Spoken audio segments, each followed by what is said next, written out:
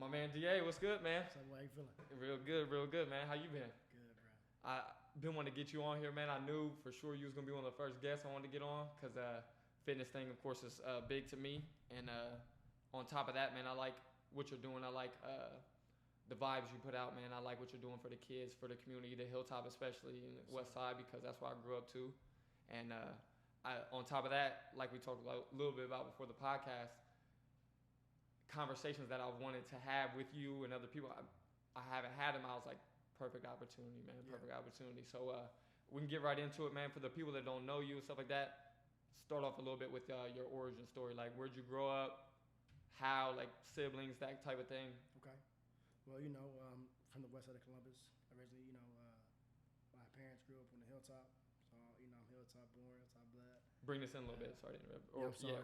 You can bring it to you. Gotcha. So I am Hilltop blood for sure. You know what I mean? Both grandparents down the Hilltop on Whitethorn, Belvedere. You know what I mean? So I'm right there. We moved to Grove City when I was 12 years old.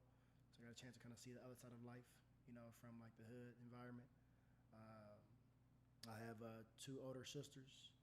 I have a younger sister and then a younger brother, from a different marriage my dad had.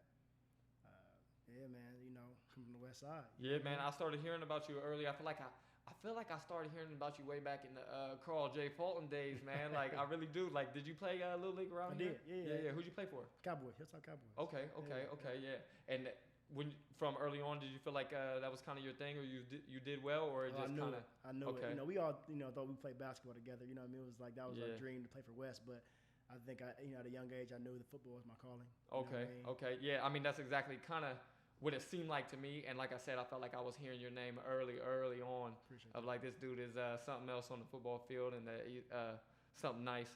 But who did you play with going like back then and stuff that either people would know or that I would know that was kind of like your major players on your team back then?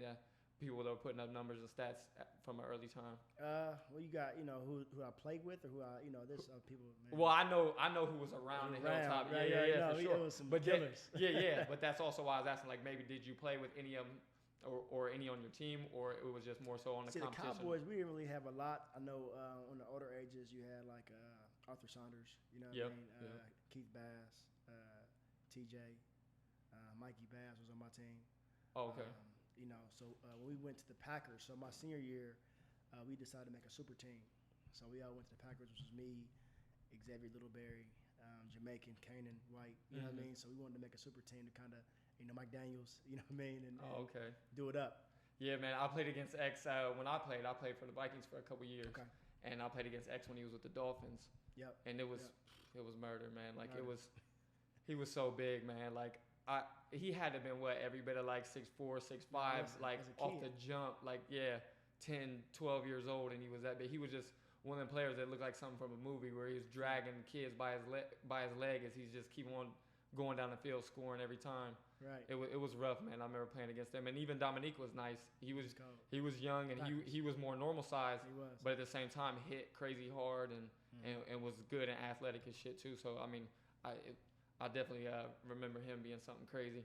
But going forward with that stuff, did you end up playing for the Hawks or anybody? No, man. Because I know they were kind of like an in-between age league, right? So the Hawks team was like that, team that brought the whole Collegiate together to go travel. And that's when we moved in 96. Oh, okay. So that, that 7th grade year, you know what I mean? Whenever I go to the Hawks, that's when we moved and I played for the Grove City Knights. Okay. So, actually, crazy story was my mom just got with a new boyfriend, and I guess he had some unresolved issues, and someone came and shot our house up. Oh, okay. Yeah. So we lived over behind Pep Boys on Alice Rita. Yeah.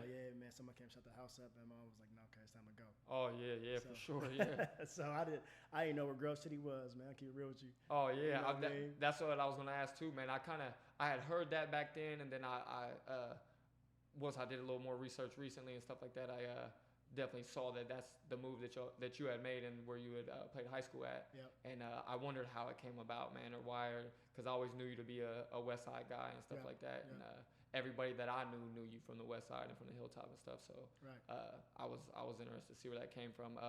What was that like being out there to Grove City and living that life and playing sports out there? Initially, I hated it. Really? You know what I mean? Oh man, because my grandma was still in Whitethorn, so I'll be over there every other day. It was different, almost a culture shock. You know what I mean? From going from living where we lived at to now, I was the only black kid in the whole school, like black male. Yeah, especially back then. I remember Grove City being real. It was a lot more country back then. Right. Because a lot of that stuff wasn't built up. Stringtown wasn't built up like it was. 665 definitely wasn't. None of that. And it was a lot more suburban out there. Yeah, so I dealt with a lot of racism when I first moved out there. You know what I mean? So just kind of get used to that, man. And then, I think once they saw that I was pretty good at sports, it kind of switched over. Gotcha. Did it get bad at all? You get into anything major because of it, because of the racist stuff? Or? When I first got there, a couple little fights here and there. Yeah, You gotta, you gotta let them know. You gotta let them know. Yeah, you know what I'm for sure. saying, that you ain't going for it. But they stick up for like yourself. I said, after the fact, it was cool. They end up, Gotcha. How'd football go out there? How does stat wise and all that stuff? It was cool. Yeah, I mean, we ran a wing T offense, so I felt like as a receiver, I wish I was in a spread. You know what I mean? Yeah. But, had you always played receiver, even back to? I was a running back. My whole See, life. that's what I thought. That's what I thought. That's what I remembered. And it makes me wonder too, did I ever play against you stuff? Because I think you're how old? I'm 33. Yeah, so you're barely older. I think I did play against you at least one year when if X was at the Dolphins, it probably was while you were still with the Cowboys. Right? Yeah, Okay. Yeah. And I think that's where I first started hearing your name, and you probably ran all over us. I would imagine. Because I'm just being real. Because the Vikings wasn't nice like that. We used to get y'all too. Yeah. Vikings wasn't nice like that, man. It was kind of like we had some random guys at times, and especially like my years, we just weren't nice like that. I think our seniors were maybe the first year that I played, and maybe like the year or two before that they had done decent. But it was kind of always like the Orlando Cowboys. Brooks. Right. Yeah. Orlando was always around, and he was good. Virgil. Yeah, Virgil. Virgil was the one who was actually doing something as a senior when I first started playing minis and juniors and stuff. He was the one that was actually doing okay for the Vikings. The one that everybody was talking about, basically. Mm-hmm. But yeah. So after going out there, starting in Grove City and stuff at middle school age, right? Basically, is what that was, playing for the Knights and stuff. Yep. Then going into high school, how'd that go? What that turn into? Was that around that time? Was it like, did it start getting more serious to you in middle school or into high school, and like your stats and your numbers really start progressing, or what? Yeah, well, I mean, it was like I didn't take it serious until maybe like sophomore year. I would say, I was a running back still, Park Street, and it went good. I was like the leading rusher in the area, whatever it was. But once you hit high school, and then now it's getting real. You know what I mean? For everybody's school, big. Yeah, for a school serious. Back then, we were a little more dominant. You know what I mean? So every year was like we're in the playoffs or league champs or you know what I mean. Oh, so, really? I didn't know Grove City was that nice back then. Yeah, it was nice. So coming behind, some of the stars that had like a Derick Holmes, with Ohio State, Derek Gibson who transferred over was a dog. I had kind of a challenge to step up, and so I started as a sophomore and made it happen from there. At receiver? Yeah. Okay. So they kind of told me, man, if you want to start, you got to, get rid of this running back stuff and play receiver now. So went ahead and did it. Okay. And then when it really started going for you, that you really was putting up good numbers? My junior year. Junior year? I want to say I had 36 catches for like 890, and I had like 13 touchdowns, I want to say. Gotcha. Yeah. Senior year even better, or what? Senior year was, it ranked 8 out of 10 games. Oh, okay. Yeah, so big problem for a receiver. If you was at running back, you was really wishing you was still at running back then. Right. Okay. So then, what kind of accolades and stuff started coming with that? All city or all? Well, I know it's not city. That's city. So I got all OCC both years. First team OCC. Okay. I was all district both years. I was like third team all state my senior year, whatever it was. Okay. Yeah. Colleges start knocking, or you start knocking, man. Okay. My sophomore year, they really started pouring in. Just playing varsity, and it was a different day and age. So right. wasn't just like how it is now. But letter-wise, man, I got letters from every school in the ACC, SEC, almost. Okay. A few Big Tens, but that's crazy. Yeah, I didn't know it was at that level. I mean, I knew you were nice, but at the same time, I didn't know exactly to what level. But did you do any of the recruiting trips or anything like that? Close. I was kind of a mama's boy. You know what I mean? So I didn't want to go too far away. I like to brag about the schools, man, but I wasn't trying to go too far away. Gotcha. We did all this stuff that was all local. Okay. So is that how Capital came about? Is that is that where you went first right off the bat? Was Capital? I went to Tiffin University. Oh, you went to Tiffin first. Yeah. Okay. And how'd that go? What was that like stepping in there? Like the same way you say stepping into high school was like a big jump and a big change. Was college that same way? Like wake up call? Right. Well, I mean, it was, but it wasn't. You know, I felt like I was a Division I kind of player. Okay. So I all these kids now, man, they go through this process and they fail and they fall. You know, I kind of have like more relation to them, to where I understand. You know what I mean? You think that you're somebody else. So I pushed the fact that I felt like I was Division I, and when it didn't come through, I didn't like Tiffin, but I took it because it was a full ride. You know what I mean? Gotcha. And I got there. I played as a freshman behind Nate Washington. Okay. The guy who played for the Steelers for a while, played for the Texans. Yeah, I remember the name. Like not super familiar, but I definitely remember the name. So I got a chance to play with Nate for a little bit, and but just wasn't home. You know what I mean? So I left. And went to Ohio Dominican their first year. Yeah, what city is Tiffin in? What is it close to? It's by like Bowling Green. Oh, okay. Yeah, okay. It's in Northwest. Gotcha. Yeah. And then when you said you came back after how long? Yeah, so I left the first semester. Okay. You know what I mean? So I played that first year, and came straight home, got a call from Ohio Dominican. They were starting a football team. So, I was supposed to be like the little headliner, so went over there. Okay, and how'd that go? And they moved me to corner. I don't tackle nobody. Yeah. That ain't what I do. You wasn't going for that, trying to get hurt and all that, right? I was all conference. I had 5 picks, 3 for touchdowns. Okay. You know what I mean? So I did all that, but I still wasn't happy. Okay. So then how did that turn into transition into Capital? How much longer after? How much longer? So I took a year off. I had my daughter in 05. Took a year off. I just worked and grinded. And then 06. Like just picked up a regular job, gig? Man, I was out of school. You know what okay. I mean? Like, honestly, okay. Yeah. So I felt like when I left Ohio Dominican, I had my daughter. I tried out for the Arena League. Okay. So I made actually the final cut for the New York Dragons. Okay. I got a call from New York Dragons, so we went out there, made the final cut, and then the guy told me he wanted me to play for their farm league team first. At $200 a game, I just I couldn't see myself going out to New York. You know what I mean, with my family and stuff. So I decided to go ahead and stay home, and I had nothing on 05. Man, I just worked. I worked out. I grinded, and then 06 got a call from Capital saying, "Hey, you got accepted." Okay, so you were applying and stuff. Mm-hmm. Okay. Applying different schools. Yep. Okay. Yep. Okay. And then what about going there? What was the feeling there? What was the comp like? What did I was surprised, man, because I felt like Division III, like, man, okay, this ain't no good competition. I'm going to go here and kill. You know what I mean? Mm-hmm. But there were some players for real. That's where I met Lewis Howes. Okay. Who has that amazing podcast. He has School of Greatness. You know what I mean? Different things. He was playing there? Yeah. Oh, okay. Yeah, I never knew that. I knew that. Yeah, never knew that. So that's where I met Lewis at. Graham Holmberg played at Capital. 05, 06. He was the CrossFit game champion. Okay. First year they had CrossFit. So, I mean, it was an opportunity, man, where you had a lot of athletes. Guys that were serious. Guys who were serious for real. You know what I mean? So, coming in, you really had to step your game up. Okay. For sure. What position they have you playing off the bat?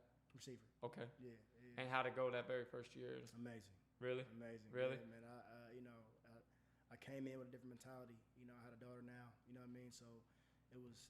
Oh, I tell people all the time, that's the craziest motivation, man. Ever. It's the craziest motivation. Like, me and Josh were just talking about it on the last podcast, and I told him, I was like, it's something I thought a lot about lately, and it made me think like, I almost wish I would have had one younger, even though like I kind of mapped it out and did my best to wait until I had like somewhat my stuff together and a house and this and that, and at the same time I was like, man, just to realize the spark that it gave me once she came about, is I was like, it almost makes me wish I would have had one, just almost whether it be on accident or trying or whatever at a young age to really kick me into gear, because for a lot of years I just worked and got by just because I was like, I don't know what to do. I'm just out of school and just making it happen, like just doing what I got to do to pay my bills and stuff. But that's it. And I really wasn't doing nothing or even thinking in long term and thinking, like I saved and stuff. But at the same time, I wasn't thinking about trying to make nothing of myself or trying to do anything specific, or even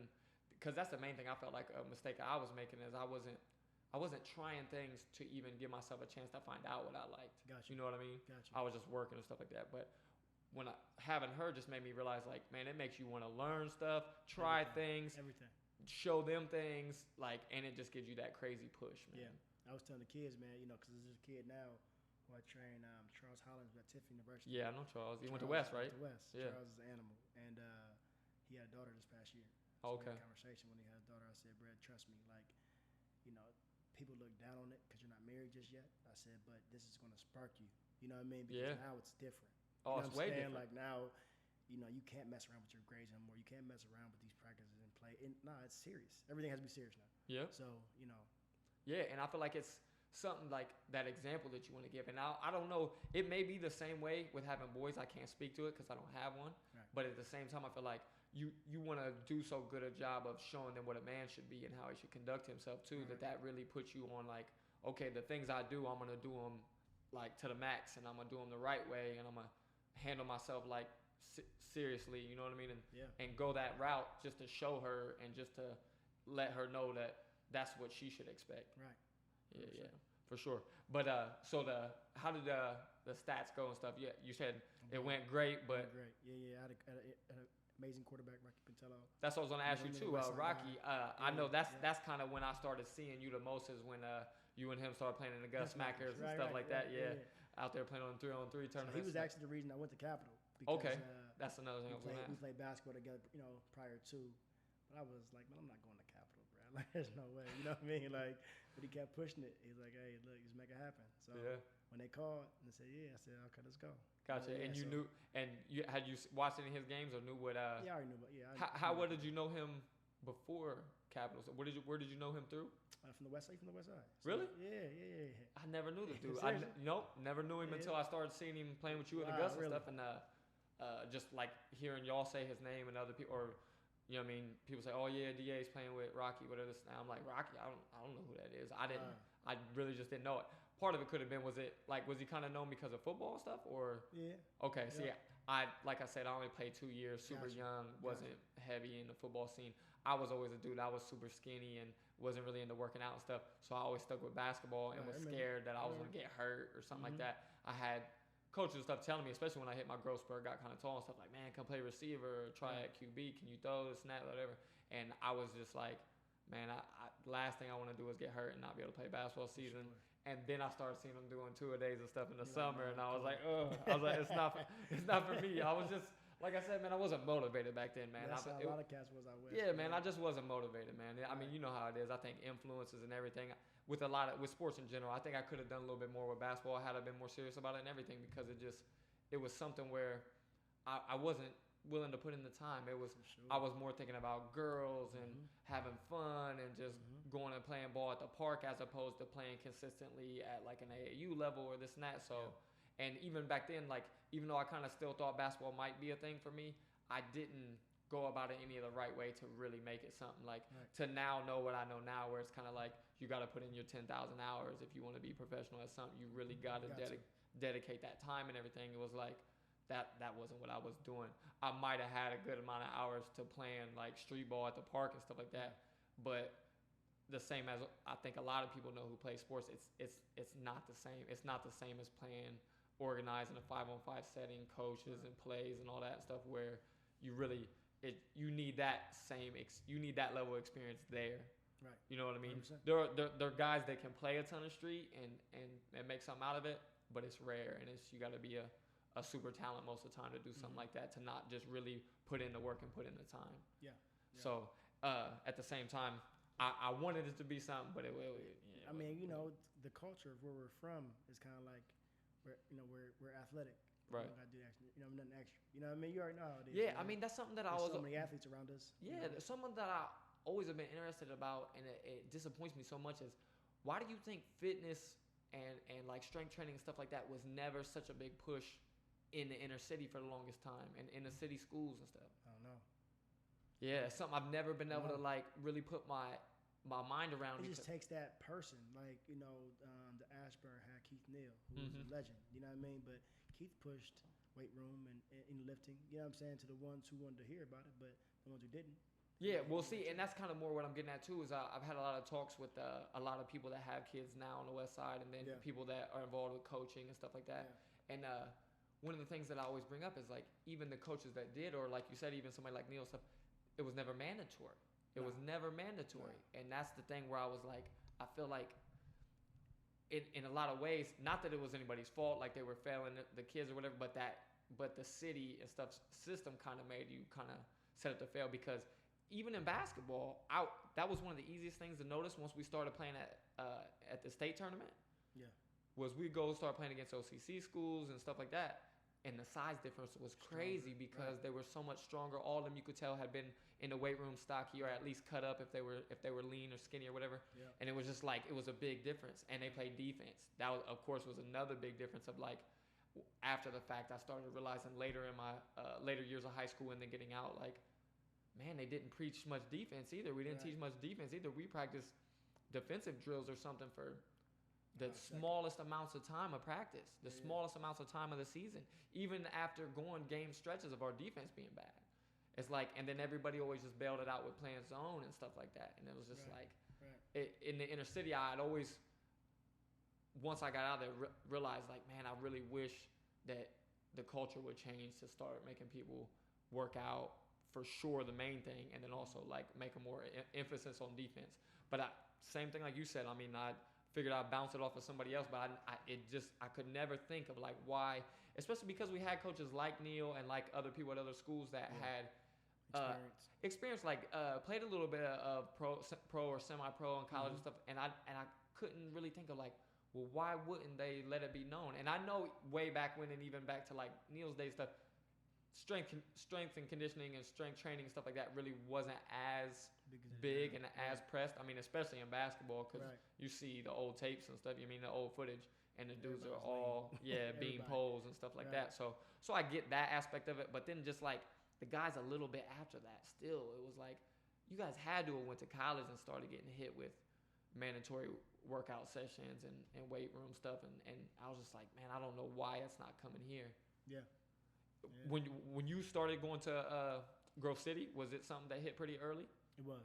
Okay. You know, they started that like in middle school. Actually, we had a class in middle school where they made us, you know, hit this old school machine, but we was hitting weights. You know what I mean? And then Grove City was mandatory. You had to go hit the weights. Period. Okay. Had you been into like working out or on some fitness stuff at all with anybody in your family or anything before that? Yeah, my family was always big into it. So my mom, Okay. you know, my stepdad was huge in the fitness. So we always had a gym in the basement or did something with it. You know, I was lazy. You know, where I was like you, like we were talking about with the girls or everything else. But we was always into fitness though. So yeah, it was, you know, always nearby to me. Gotcha. Yeah. So just to get back to where we were talking about too, I think we all came from that with talking about the Rocky and stuff. So he did pretty well at Capitol as well too, right? Like his numbers and stuff, he did pretty good as well. He's about to get in the Hall of Fame, man. Next weekend. Okay. Yeah, next weekend. Yeah, I seen. I think didn't you post a picture a while back of or at some point on your social media of you, a picture of you Hall of Fame there. Your picture there. Yeah, I'm in the All-American Hall of Fame. Yeah. So I was All-American that year we talked about. Yeah. 2006. Yeah, what was that like, man? To hear that, man, to win that. It was amazing. You know, like I said, just coming from, you know, where I came from. You know what I'm saying? And then I think a lot of people. Not to interrupt you, but I feel like a lot of people sometimes don't even realize All-American is another level. All-American is serious, man. Like you were putting in serious work, like doing numbers and getting a lot of attention to be All-American. Yeah. You know, I mean, like think about the guys who I was with was Cecil Schwartz, Pierre Garçon, who's still playing for the Niners right now. Oh, okay. And Derick Stanley, who played for the Rams for a second. So I was with a good host of people, man. Yeah, that's crazy. Who was Garçon playing for? Mount Union. Okay. You know, yeah, that was in our conference.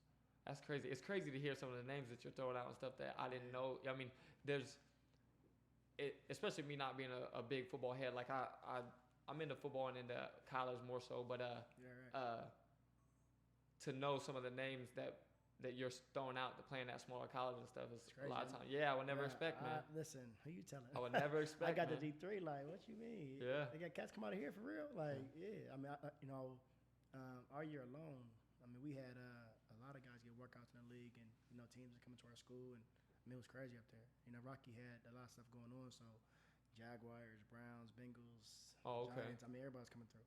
That's nice, man. Yeah. And he had a big football background too, right? Because I think was his family always coaching? Because I know I came across his cousin. Yeah, I came across somebody that I worked with a few years ago or something, and they were. I think Chauncey was working with me at the time. You know, Chauncey Lewis. He was working with me at the time, and he mentioned his name, I think, right before or after a Gus Macker or something. Okay. And when he mentioned his name instead of his last name, somebody started saying something like, "Oh yeah, I think my nephew or something plays for him in Westerville or something along those lines." His cousin was Big Rocky Pintello. Okay. Who was the head coach of Westerville South for a long time. Okay. Gotcha. So then going forward from that, your senior year was it better than? Man, no. No? Life gives you ups and downs. Yeah, it does. So 06, amazing year, All-American. So coming into my senior year, I was told I was going to play in the Senior Bowl, and different teams was coming on. I worked out for the Rams as like a junior day. Talked to the Giants. I mean, I was excited for this last year. Second day of camp, I tore my ankle. Tore my peroneal tendon in my ankle. So I was out for the season. Man. Yeah. What was that like, man? I mean, what were your thoughts going through? Like, did you think it was right off the bat? Were you thinking like, "Oh, I'll be back," or was it kind of like, "Man, like I don't know where this is about to go now"? I don't know where it's about to go. You know what I mean? Like, I can't imagine that feeling, man. Because I came in ready. You know what I mean? Like, yeah, especially coming off an All-American season, man. All-American season. Like we talked about earlier, having a child. You know what I mean? It was just like I actually let everything go that summer, and I put the work in, man. Like my body was better. If you remember the Gus Macker we played in, but yeah. I came in about 20 pounds heavier. I was running consistent 4.3s. You know what I mean? And I was ready to rock, man. So, Did you do track too? Yeah, I did. Mm-hmm. Okay. How did that go?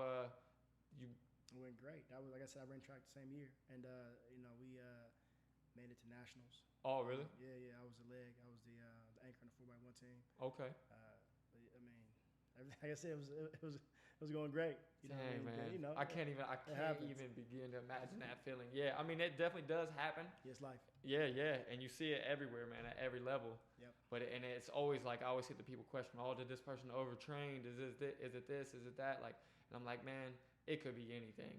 A lot of times, like, you know what I mean? It could be something like that. It could just be life, like you said, and just coincidence or wrong place, wrong time. Somebody falls on something. I mean, there's a million different things. Was yours just on a move or something, or? Man, it was the end of practice. The coach asked me to come run a route to show the freshmen, and another guy who was All-American at the time too, our corner, he wanted to guard me. So I came in. Getting competitive. Man, whatever. I came in. I caught the ball. I made a move on dude. I just remember feeling him get on my back. Now, we ain't had pads on. We was just helmets and jerseys. I'm thinking like, he ain't about to tackle me out here. Man, dude tackled me, bruh, and just snapped my joint. So, yeah.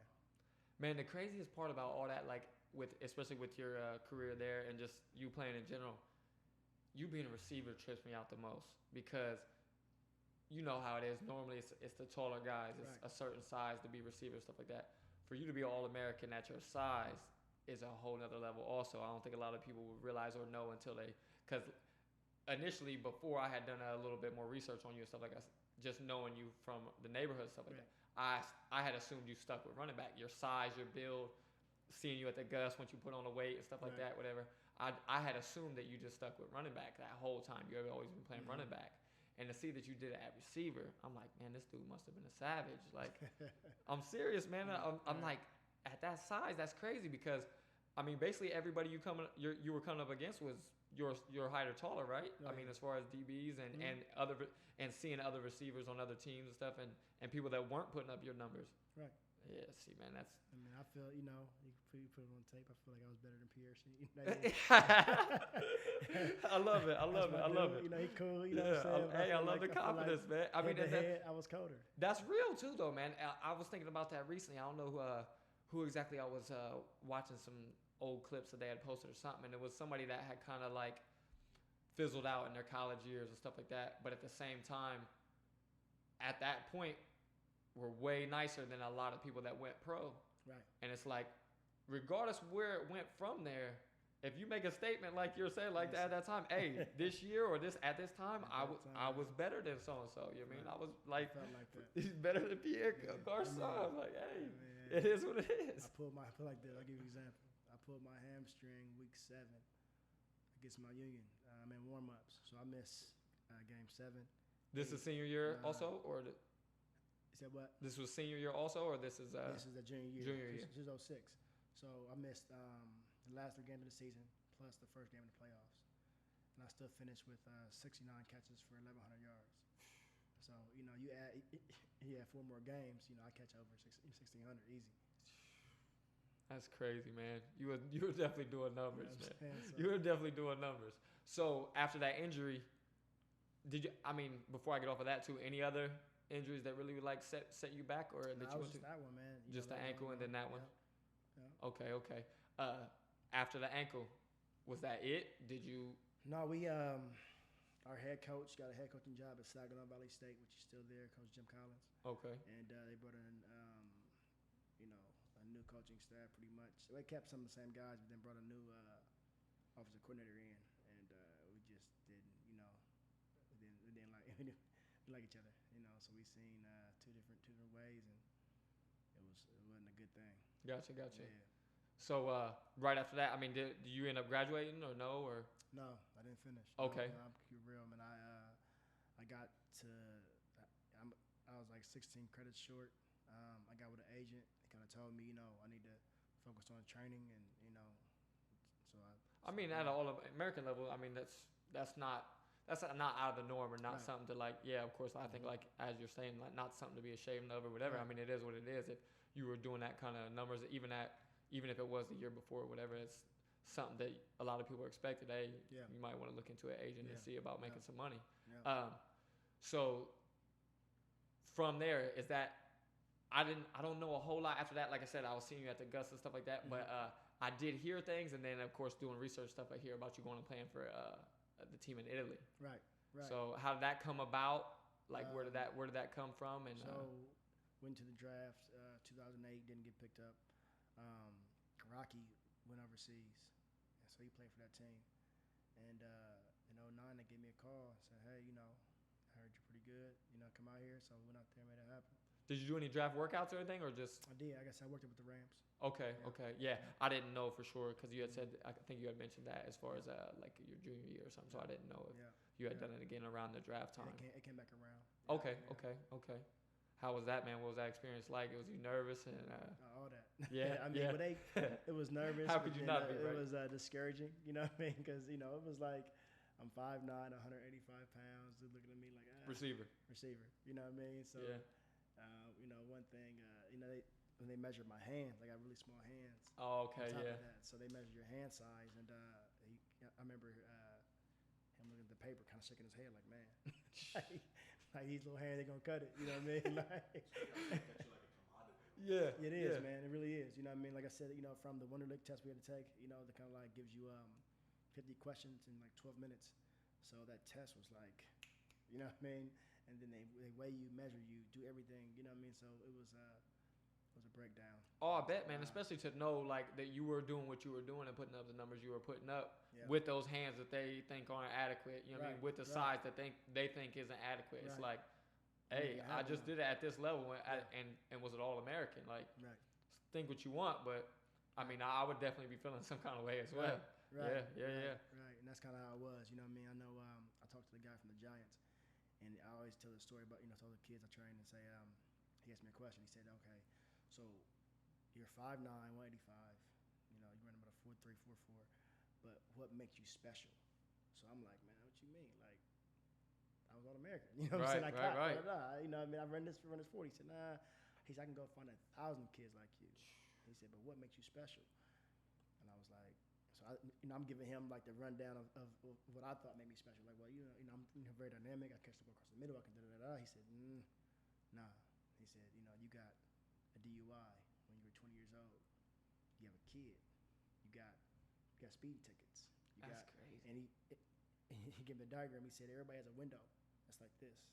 And every mistake you make, and every injury you have, and every incident, it gets smaller and smaller. So everyone has a chance to go pro or play at a certain level, but then your window gets smaller, and that's where it becomes that 1.4% chance. You know what I mean? And he said, you don't sell jerseys. How would I pick a guy who I couldn't sell jerseys to?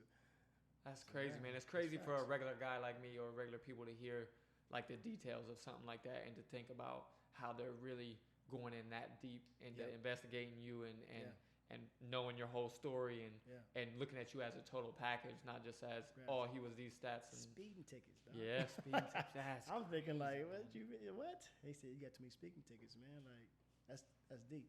That's real deep, man. Right. That's like you not. I guarantee it was something. Well, I can't say I guarantee, but I would imagine that's something you weren't expecting At to hear. all. I'm not even thinking about me having speeding tickets in high school or nah. Right. You're Yeah. like everybody got speeding Everybody tickets, man. speeds a little bit. Yeah, it's I'm a life. kid, right. Everybody drives, and from time to time isn't the best. I mean, you're reckless. Yeah, You know what I'm saying? it makes sense, man. It makes sense, and with the amount of money, I mean, the same amount of money that's giving them an opportunity to look that deep into stuff and find out anything and everything they would want to know about you, is that same money that they don't want to lose because of bringing somebody in that's reckless are going to cost them Flat. waste of time, waste of money, waste of effort. Flat. Man, Yeah. that's wild for me to hear. Yeah. But so let's go back to Rocky playing in Italy and you kind of hearing about man. So Italy. he went over there. He bought out. They brought me over the end of 2009, 2010 season, and I mean, it was just the same thing that we did. We led the area, led the country, I guess you can say, and the passing stats, and then receiving yards and catches and touchdowns and stuff. So it was going well as far as on the field. It was going well. What was football like over there? Like, I mean, was football had it much traction, or was it big, or was it kind of like bigger than others? But it still was like just kind of small. You know what I mean? It was attendance and stuff to the games pretty low and all that. Yep. Okay. Yep. Okay. They're pretty low. I mean, people knew about it. So you were kind of like a semi-celebrity out there, but not Okay. really. You know what I'm saying? So like Yeah. some people might know who you are, you might sign a couple autographs with some little kids, but for the most part, they're like, soccer is everything. You know Oh what I mean? yeah, So, of course. yeah. Europe, man. What was the pay and stuff like? Was it worth like? Did you feel like it was worth going over there, and you were able to stay afloat pretty well and all that? When you're over there, yeah. When you get back home, no. Mm. You know what I'm saying? So, Yeah. Depending on where you go, you can make between, some people make 500 a game, or 500 every 2 weeks. Some people make 1,000. Some people make, a little bit more. You know what I mean? So I know we were over there. We made like 1,000 every 2 weeks. Okay. Plus our like a touchdown bonus, or catching bonus, or win bonus, or you know what I mean? So it added up, to be decent. Gotcha. But, Especially since y'all were balling. right. So we get bonuses. You know what I'm saying? So it added up, but in the long run, when you come back home and it's like you got kids and a house and bills, you're like, hold on, you know what? I can make this home. What was that culture shock like, man? Was there a culture shock, or was it pretty smooth over there? Or? Oh man, what? It was a culture shock for sure. It Oh, was like, yeah. I mean, because it's a whole different world. So Yeah, you don't yeah. speak their language, man. So some days I would wake up like. Did you know any Italian? My first year, no. My Gotcha. second year, yeah, I did. But go ahead, sorry to interrupt. You said some days you wake up.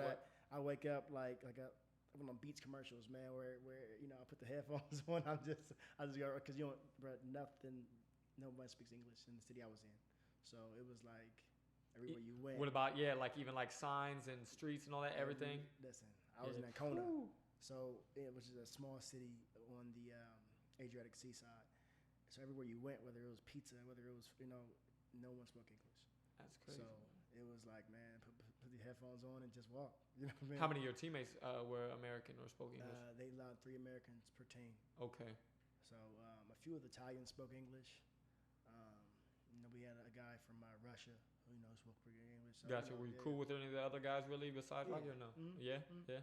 You guys, did you guys live together out there or? Yeah. So we lived with the Americans. They gave us a little penthouse out there. Okay. It was nice, right there on the beach.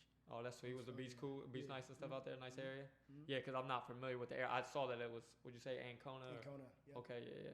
But I'm not familiar because, like you said, I think it's kind of a small town or It not is. a very well-known town. Like 3.5 hours from Rome. Okay, Yeah, okay. right. That makes more sense for a lot of people, I guess, yeah. Mm-hmm. Okay. When you're out there, do you start getting homesick at all or feeling like because of being so out of place and not really knowing and not really being able to have much communication or relationships with people? Right. I kind of equate it sometimes to like the joint. You know what I'm saying? Like I talk to my different friends that play basketball. We all, it's talk to your roommate, so it's like talking to your cellmate. You be at the house, man. If y'all don't get along, bro, you be in that room and all day. You know what I'm saying? Just and that was a life, man. It was kind of like, we practiced 3 days a week. So there was some days, man, you might not go outside at all. You know what I mean? And you be in your room. How was the weather there? Was it a place that was warm all the time, or had Nah, its seasons? it was like or? us. Okay. Like us. Okay. Yeah. So you get over there about January, February. It still was cold. You know what I mean? So then about late March, April, it started getting a little nicer. So it was cold. You're probably in even more. Yeah. So, I'm telling you, hey man, I just made push-ups, man. Pumping that chest up to the max over there. It was like the pen, man. Yeah. So going over there, I mean, did you get harder on fitness because you had more time, because you were more isolated and stuff? I did. I mean, I was already, kind of like starting it. A friend of mine, man, Danny Corbett. I know Danny. So he's that one who actually started me in fitness. Oh, really? Oh man, that dude was like he was my trainer. So we lived. How early on? Huh? How early? Like how young? When I was younger, he's like a big brother to me. So when I was younger, he always was like my motivational dude. But then in 2005, I took that year off. And that dude was like, he was on me about to working out. He'd come get me like 12 o'clock in the morning. You know what I mean? And we'd go run laps.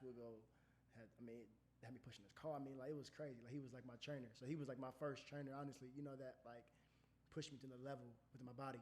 Where was he getting his training experience from, or where had it come from? I have no idea. I mean, because I know, was he doing stuff with boxing back then or anything? I know he does it as like sparring and as working out, but I didn't know if he did any actual fighting or. Right. So he always like had like boxing experience, never like ring experience, but he always stayed in shape.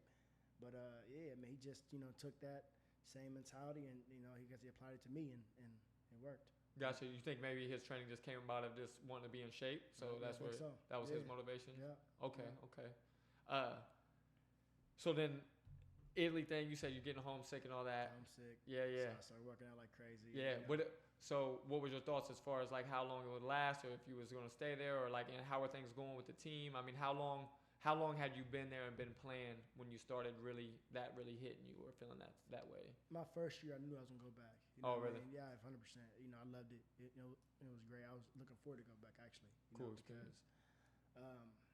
When you're there, it might not be like the same language barrier, but you're stress free. There's no bills. There's no rent. There's no phone. You know what I mean? So like you're living stress free. But that second year, I knew it was time for me to go home. It was like, man, I got 2 kids. My daughter, you know what I mean, is getting. When did you have the second? 2008. Okay. Yeah, so my senior year. Okay. Yeah, I had my second daughter, so it was about that time, man. I remember when it really hit me was I was on Skype. We didn't have FaceTime back then. Mm-hmm. I was on Skype, and my daughter's mother told her to sit down or something, and she said, "I'm gonna get your dad." And she said, "What are you gonna do?" She's like just looking at the screen like, "What you mean? He can't do nothing." I said, "Okay, all right, yeah, come on home then." Yeah, for sure. Like, yeah, we got to do something about this. We got to do something about this. We got to shut this down real quick. 100%. Okay. So then you did come back right after that first year, or no? So I played 2 seasons. 2 seasons. Yeah, okay, 2 seasons. Yeah. Mm-hmm. And even with it being such a culture difference and you not speak much of the language, did you feel like you got a good experience of like experiencing Europe and another world and another lifestyle and all 100%. that? Really? Oh yeah, I travel. We travel a lot, so I would go to Rome. Where were like the away games and stuff at? All over. So like Rome, Milan, college town called Bologna. Okay. We'll go up to Reggio Emilia, which is like it's like north. There's a place called Bolzano, which was like right by what's that? The next country up? Is it Austria maybe or? You're talking to the wrong dude about geography and all that. See like the mountains. It was probably the best stadium I've probably played in because like you're playing inside the mountains. Oh, okay, dope scenery right outside the stadium. Man. It was dope. That's sweet. Man. Dope. Yeah. Gotcha. So, coming home from there and after that experience, did you get into fitness quickly after that, or having the fitness? Did you go to like when you were at Capital? What did you go for at Capital? So I went for sports science. Okay. Yeah, I did. So I kind of like had a background in like knowing I wanted to start working out and getting the fitness. I would train different people on campus, different athletes. You know what I mean? So I was already getting into that mode. Okay. But still thinking I was gonna do something else. Because you were still in the football mind. Yeah, I was in football minds, whether it was in sales or whether it was in you know what I mean. But I wanted to be still in that football sense. Okay. Somehow, some way. And so when I came home, I really didn't know what I was gonna do. Right. Honestly, I didn't. So how'd that go? I mean, what was life back home and like and was back home. And it was straight like, from getting back from Italy. Yeah. Talk to me. I mean, tell me what did you do? What was it like? Were you around the Hilltop? Were you back in around Grove City or what? I moved into my grandparents' home. My grandfather passed away, so I moved into their house right there on Whitethorn. And yeah, man. So I was there. We fixed the house up, and I started bouncing. You know what I mean? My boy. I think I might have seen you out and about at times too. Yeah, because I went through it like I partied for the smallest amount of time. Like I was just telling somebody about this today, which is funny. Like. So since my older brother Alex was, a lot of people always thought we looked alike and things like that, especially early on back then. As soon as I hit that 18-ish range, as soon as he was old enough to go out, I could use his ID and go places, stuff like that. So I randomly did, and it was like I almost kind of got burned out fast. Gotcha. You know what I mean? Like I kind of did it, but so I was out for a super short period of time. But I feel like I feel like I either seen you somewhere or somebody just mentioned like, oh, so DA works over here. Maybe we could get in over there. You know how it is, man. Everybody thinks they got a connector. They're gonna hit you up to get them in free somewhere or something like that. Yeah, right. Yeah. So I think I remember hearing that. So how long did you do that for? I mean, I was at Rachel's from 2012 to about 14. I want to say. Was it wild experiences or wild? I mean, Rachel's was wild. That's Bryce Road. I mean, wild experiences, man. I really don't even know. Like my dad lives right out there, and I don't even know. He's on the other side of the freeway, so I never paid any mind. Got you. Yeah, it's shut down now. It's over. Oh, okay. Yeah. So then, what about after that? Where'd that go? So actually, I started. When I was overseas, man, I was thinking of ideas of businesses to start. You know, like you said, the fortune of income. So I was looking into investing. So you always kind of had a little entrepreneur bug in there. Yeah, right. So my mom, she started a cleaning company when I was in high school. So it was already in me. Yeah. And then to see it, man, seeing it is a actually, big. She was my 100% motivational in that. Where I'm like, man, I don't know what I'm gonna do. She like, what you mean? Become a trainer? I'm like, no. That's dope, man. I can't tell you how dope that is, man. Because that's you think about how many people don't have a parent that has that mindset or wouldn't just give you something that's really a good idea and a good opportunity right out the bat like that. Like just right out the bat. Pushed it and said, you should do camp. You should do this. You should do. I'm like, that's crazy, man. It sounds like she was on it. Like she. You and Rocky should do a football camp. You and Rocky, you should do this. You should go do. I'm like, Mom, listen, I'm not doing nobody camps. I don't like kids. I mean, I'm cool, man. Leave me alone, man. I'm gonna find my way. And then, so I was working with my nephew, Jerome Buckner, and I guess to a point to where I wanted him to be better than me. You know what I mean? That was my whole goal. Was like, okay, I got this far off of nothing. Well, then maybe if I train him, he can get way further than me. You know what I'm saying? So I started putting a lot of effort into him, and people started, I guess, noticing and saying, hey. You think noticing just because of word of mouth or social media or what? It was more word of mouth of what he was doing. You know what I mean? Because he was so good in the Collegiate Fulton League. Then became what's this dude doing and everybody else doing? Okay. Don't you train my son? Train my, you know what I mean? So went from there. Yeah, I mean sometimes word of mouth is the best business or the best spread, that best advertisement, man, for sure. So how long or around that time was that? I feel like that was definitely the time the Hope thing kind of started. I started seeing you randomly post some of that stuff, you was doing the pics shirt off and stuff, and the videos and stuff, where I was like, oh yeah, he's about to do something with this. Like, was that about the same time? Same time. Well, actually, I was still kind of slow with it, because I had my garage, so I was training people, outside my garage, and we had like a big old guys workout group. It was probably like 12 dudes, man.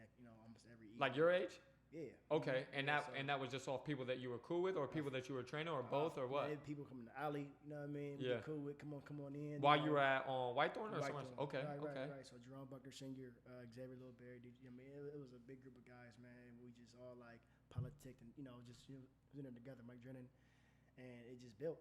You know what I mean? To where it kept building, and I started training some more kids at my inside my garage, and next thing you know, my mom pushed for a building. The garage was getting too full, so she wanted me to get a building, so we went ahead and got one.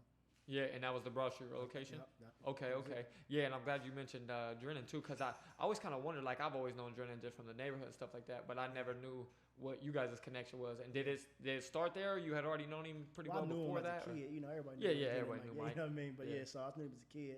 But then, you know, the more I start, and I was around my nephew and, you know, the Little League football stuff, you know, we got really close. You know what I mean? So he was tight with Jerome's dad? Yeah, you know, tight with Jerome's dad. He was tight, you know, just, you know, with all the kids in general, everybody loved Mike. So. Right. Right. Okay. Yeah, I never really knew like how because it seems like y'all are pretty close, am I right? I mean, and I never really knew the connection, or I never heard him say like you guys were family or this and that or whatever. Right. And I didn't, even back to when I first was seeing you around like Gus Macker time and all that type of stuff, I never really, it was never something of all like, yeah, he's close with Mike or he's tight with Mike. And then to see y'all really doing the fitness stuff hard, and then now working with his son and stuff like that, that's when it really, it started making me think like, okay, well, do I know, like, were they tight like that? There was something, so that's the only reason. It was all of us. I mean, like I said, you know, it was Damon Powell was another huge in the beginning. You know what I mean? To where, and he's been somewhat coaching and training for a long time, right? Right. Okay. I mean, he was a vital part of the whole success. You know, when it comes to the kids, man, because he's like the #1 recruiter I've ever seen. This dude is amazing. Really? Kid. Oh, amazing kids, man. Yeah, so, I've seen him coach a couple times. My nephew's played against some of his teams and things like that, and I was really surprised because I knew him the same type of way like Mike or whoever. I just kind of knew him from the neighborhood and being at like West games and stuff like that. And when I seen that he was coaching and how serious he was taking it, and like how I was really noticing he was putting forth some serious effort. I was seeing people make posts about how he was coming and picking their kids up to take them to the games, and he was staying on top of them, and he was asking them about grades and stuff like that. And I was like, man, like DP's really doing some things of like really on the right path, man, and trying to get people on the right path. Yes. And I didn't know, like I said, I just knew him as just some dude from the neighborhood. I didn't know that he was somebody that was really about those things. And for me to see that, I was really proud of him, and really just to say that I know him and say that, like, man, that's a dude that's really trying to make something happen for the kids around the Hilltop and the West Side and stuff. Yeah, he did an amazing job. Like I said, you know, we would have sessions at Capitol for all the kids for free. You know what I mean? And I mean, he'll bring a big truckload of kids, man. Just off the strength. Like, he's an amazing dude. You know what I mean? So that's how we built the relationship, and then, you know, I'm like, bro, you got to be a part of Hope. You know what I mean? Like, you know what we're doing, man. This is huge. You know, and you're a vital part. So, you know, he's been a part of it. Gotcha. Yep. And then how'd it go once you guys got the location? I mean, what did the location look like when you first got it? Did you do work right on? Okay. Yeah, man. So you did a lot of work right off the bat? A lot of work, man. We took a lot of money that I had from overseas and stuff, so saved up and put into the building. Like a really good friend of mine, Aaron Turner, helped me invest. You know what I mean? And then everybody kind of just came together, man. It was almost like a community. You know what I mean? Yeah. We all like came together, man. Everybody, Jerome Buckner came in, you know, he was there helping out. And it was just, like I said, it was a huge community that just came and backed this venture, you know. And I kind of felt, you know, it was almost like an Ashburn Center, you know what I mean? Part two. That's dope, man. Around that time when you actually got in the building, started going, how old was Jerome Buckner, the kid at that time? What was he getting to? Middle school, high school level at that time? He still was. This was 2012, so Jerome was maybe like 10, 11. Okay, so he was still doing Little League stuff for the most part and all that. Yeah. Where did that progress for him? Where did he end up playing after Little League? He ended up going to Clemson Academy. Okay. Yep, he was like 3-time All-State, Player of the Year. Really? That type of stuff. Yeah. He was definitely the first kid that I seen you posting pretty consistently and talking about his numbers and highlights and stuff like that. And for you to say that he was where you were getting a lot of your initial attention makes sense, because that's kind of like the first one that I really started seeing that you showing that had pretty good success and things like that. And then now it's crazy, man, to see stuff with like Drennan and see Drennan's son and Drennan's son being on Sports Center. I was like, man, like all I could think about when I seen that, I was like, man, that's so dope for you. I was like, outrageously dope for his dad, because I mean, you imagine waking up and hearing your son is on Sports Center. I feel like, I mean, you might have somebody say, oh, you really want more from him, or you really want, you know, but at the same time, man, you can't knock that at all. Like, that's something that's like, it has to hit you somewhere, you know what I mean? And especially even you and then the people anybody that was a part of him coming up or his training and stuff, for sure. It's like, did it really make you feel? Oh, dude, it was like, you know, because we talked about the catch. So Mike Yates was the one that actually, like, that told Mike to post it. He was like, man, why don't you, like, post it and hashtag ESPN? And he was like, man, whatever. So he just did it. Next thing you know, man, they picked it up. You know what I'm saying? So to see that, you know, and then actually the next day, the one that came to my house to work out, and he didn't even know about it. dude, he's so humble, man. His son or Mike? Yeah, the son. Yeah, The son. okay. He's so humble, man. So he came over. He didn't even realize what was going on. He's like, whatever. But for that thing to hit, That's crazy, ESPN. man. Yeah, man. That's a whole nother level. You know what I mean? That's a national exposure and everything. Right. So I mean, even though it's just a catch, you know what I mean, and stuff. At the same time, it's like now I feel like anybody recruiting, anybody wherever is like, oh yeah, the kid that had that crazy catch on SportsCenter, like it's an easy way for them to help his name for to travel on top of what he's actually doing. You know what I mean? 100%. Yeah, man. That was to me that was a dope experience, especially the fact that it's Mike's son, it's somebody from the Hilltop, all that. To know you, to know that you train him. I was pumped for y'all. I was pumped for the whole situation. I think I commented on some of Mike's telling him like, man, congrats, man. Like that has to be something that's like amazing. He's a great dad, man. Like he's a dad that made sure that he put his son in the best position. You know what I'm saying? Oh man, amazing. Yeah, I mean, whether it was moving to Hilliard or moving to Dublin or you know what I mean, like whatever he had to do with the training, and he just made sure he did whatever he had to do. Amazing dude. I mean, that's exactly what you want to hear. I mean, as long as I've known Mike, man, he's always been cool as a fan to me. He's always talked to me like I'm somebody that's around him all the time. He's always treated me like that. And I just, same type of way, like I said, knew him from the neighborhood, knew him from coming to West. And he would be at West games betting on the games with people and stuff like that. You know what I mean? And gassing up the superstars to tell them to score this many points and this and that. And that's kind of like was my first exposure to him. But then I would just be around him randomly. And like I said, he always treated me with a bunch of respect and always carried himself with respect and stuff too. So at all times I was like, I mean, it makes sense a little bit, you know what I mean, for you to say that he's this type of dude and this type of dad now, for sure. Yeah, he is. But going back to the Broad Street location opening up and you putting in all the work and stuff like that, you mentioned and you said that it felt like a family, like a community and stuff. Yeah. That was definitely the vibe I started getting because the person that I had on social media that was posting it the most was Eric. Eric Carter.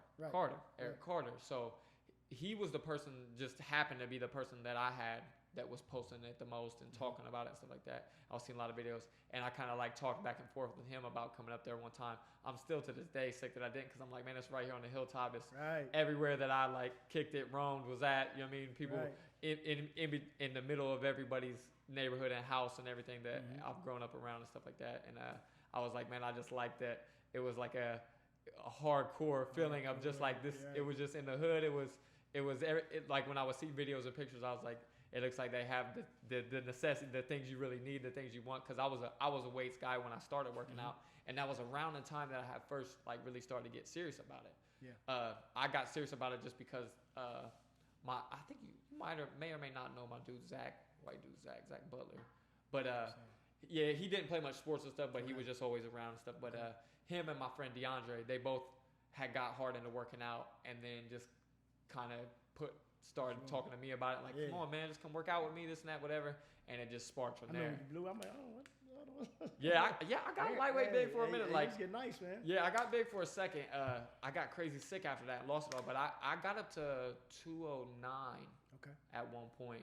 And granted, that's not huge for me being 6'2" and all that. But at the same time, when I started, I was 155. Right.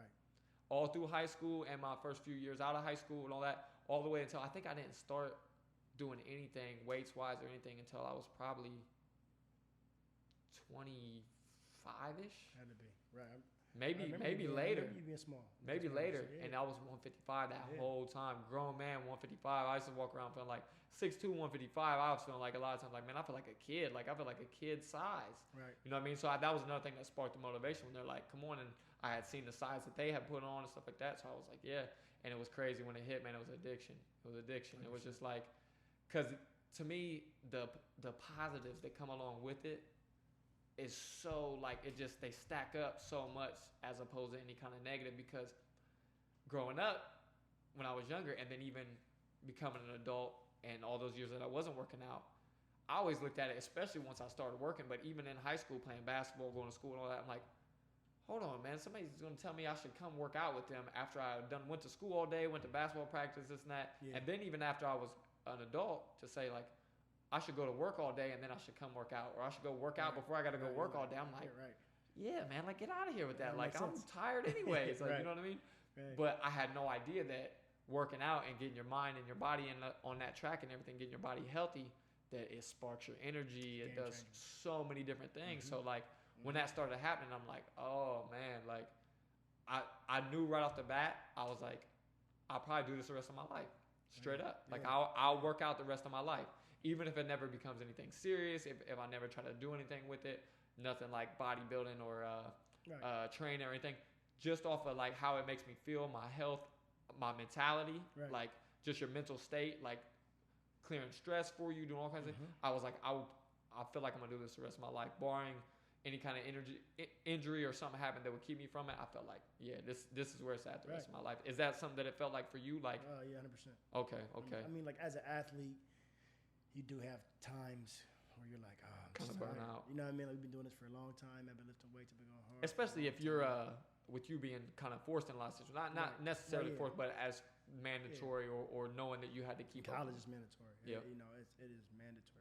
So it's like, you know, when you get done and you're like, okay, I get to relax. You relax and you eat whatever, and you know, that's why you see a lot of ex-athletes, man, get kind of big.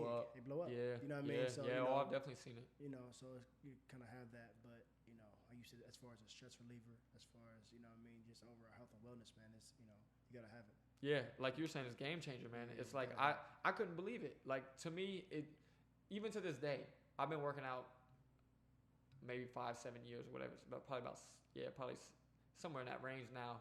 And still, it's like still on a regular basis, I think of random things that like it's changed for me, or it's made me feel differently, or look at things differently, or conduct myself differently, or have more confidence in certain things and stuff like that. It's like, man, like I said, the positives just so much outweigh any reason of you wanting to say like, nah, it's not for me, or I'll just let it go by, or like. Honestly, since I got started, I really haven't had much time other than when I got really sick and I really couldn't. It was like there's been no time where I'm like, man, I don't feel like it. I don't. And it's weird because I know a lot of people do, and a lot of people that I've worked out with, or my wife, or random people have said like, yeah, like I don't got it this week, or I don't feel like. I'm always like, man, I want to get back in there. Like I need it. I need it. I gotta have it. I think with guys too, we feel like the instant we stop, we start shrinking or something too. And I mean, to a degree, I feel like we do. I feel like it's somewhat just because of blood flow and stuff like that. It feels like it's pretty legit. Like it feels like you do.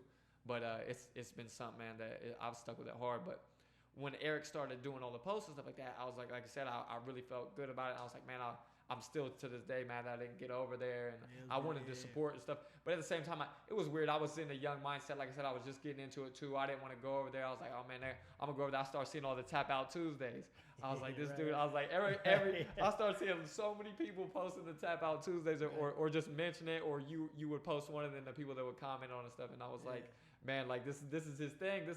I thought it was clutch because it really like started bringing more attention to you. Like people like, hold on, what is Tap Out Tuesday, or you just have people laid out and they just like, oh, like, and it's always been weird to me that some people that's exactly what they want. They want a trainer that's going to kick their ass like that. Like that's what like my girl just started doing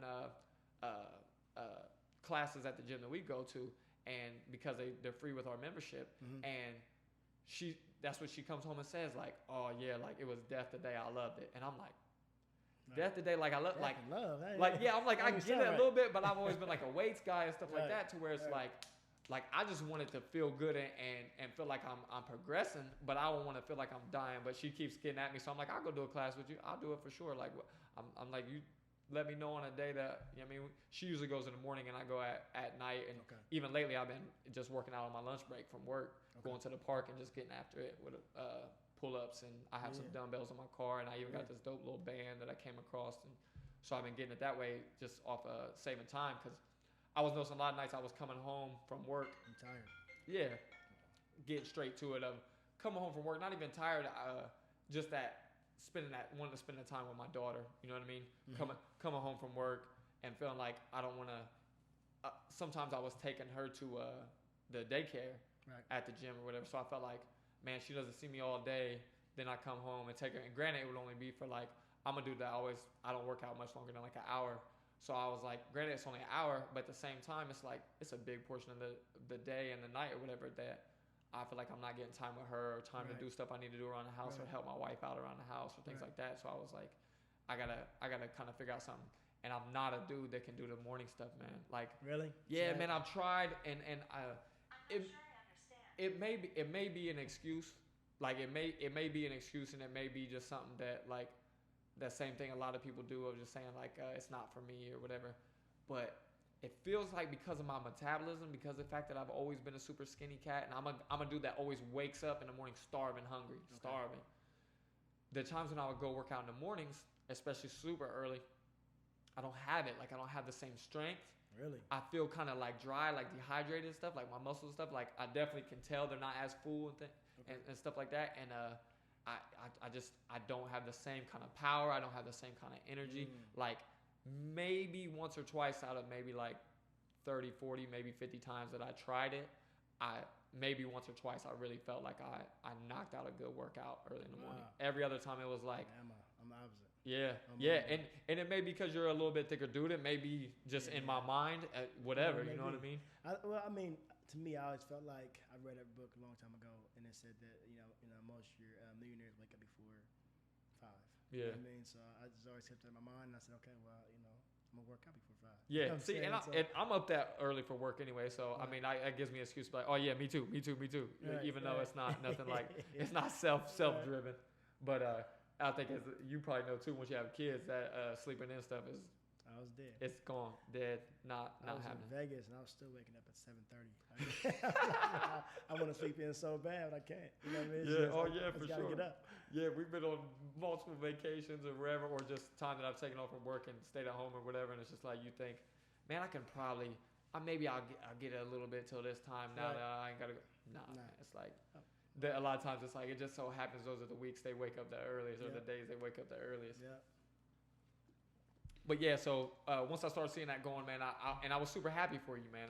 Once I seen that Broad Street location going, I was like, man, it's even more dope to see that it's in our neighborhood, and I started seeing you draw in people, parents, random people from that and people that were out of shape, you know what I mean, and people that didn't look like working out was their thing or whatever, but.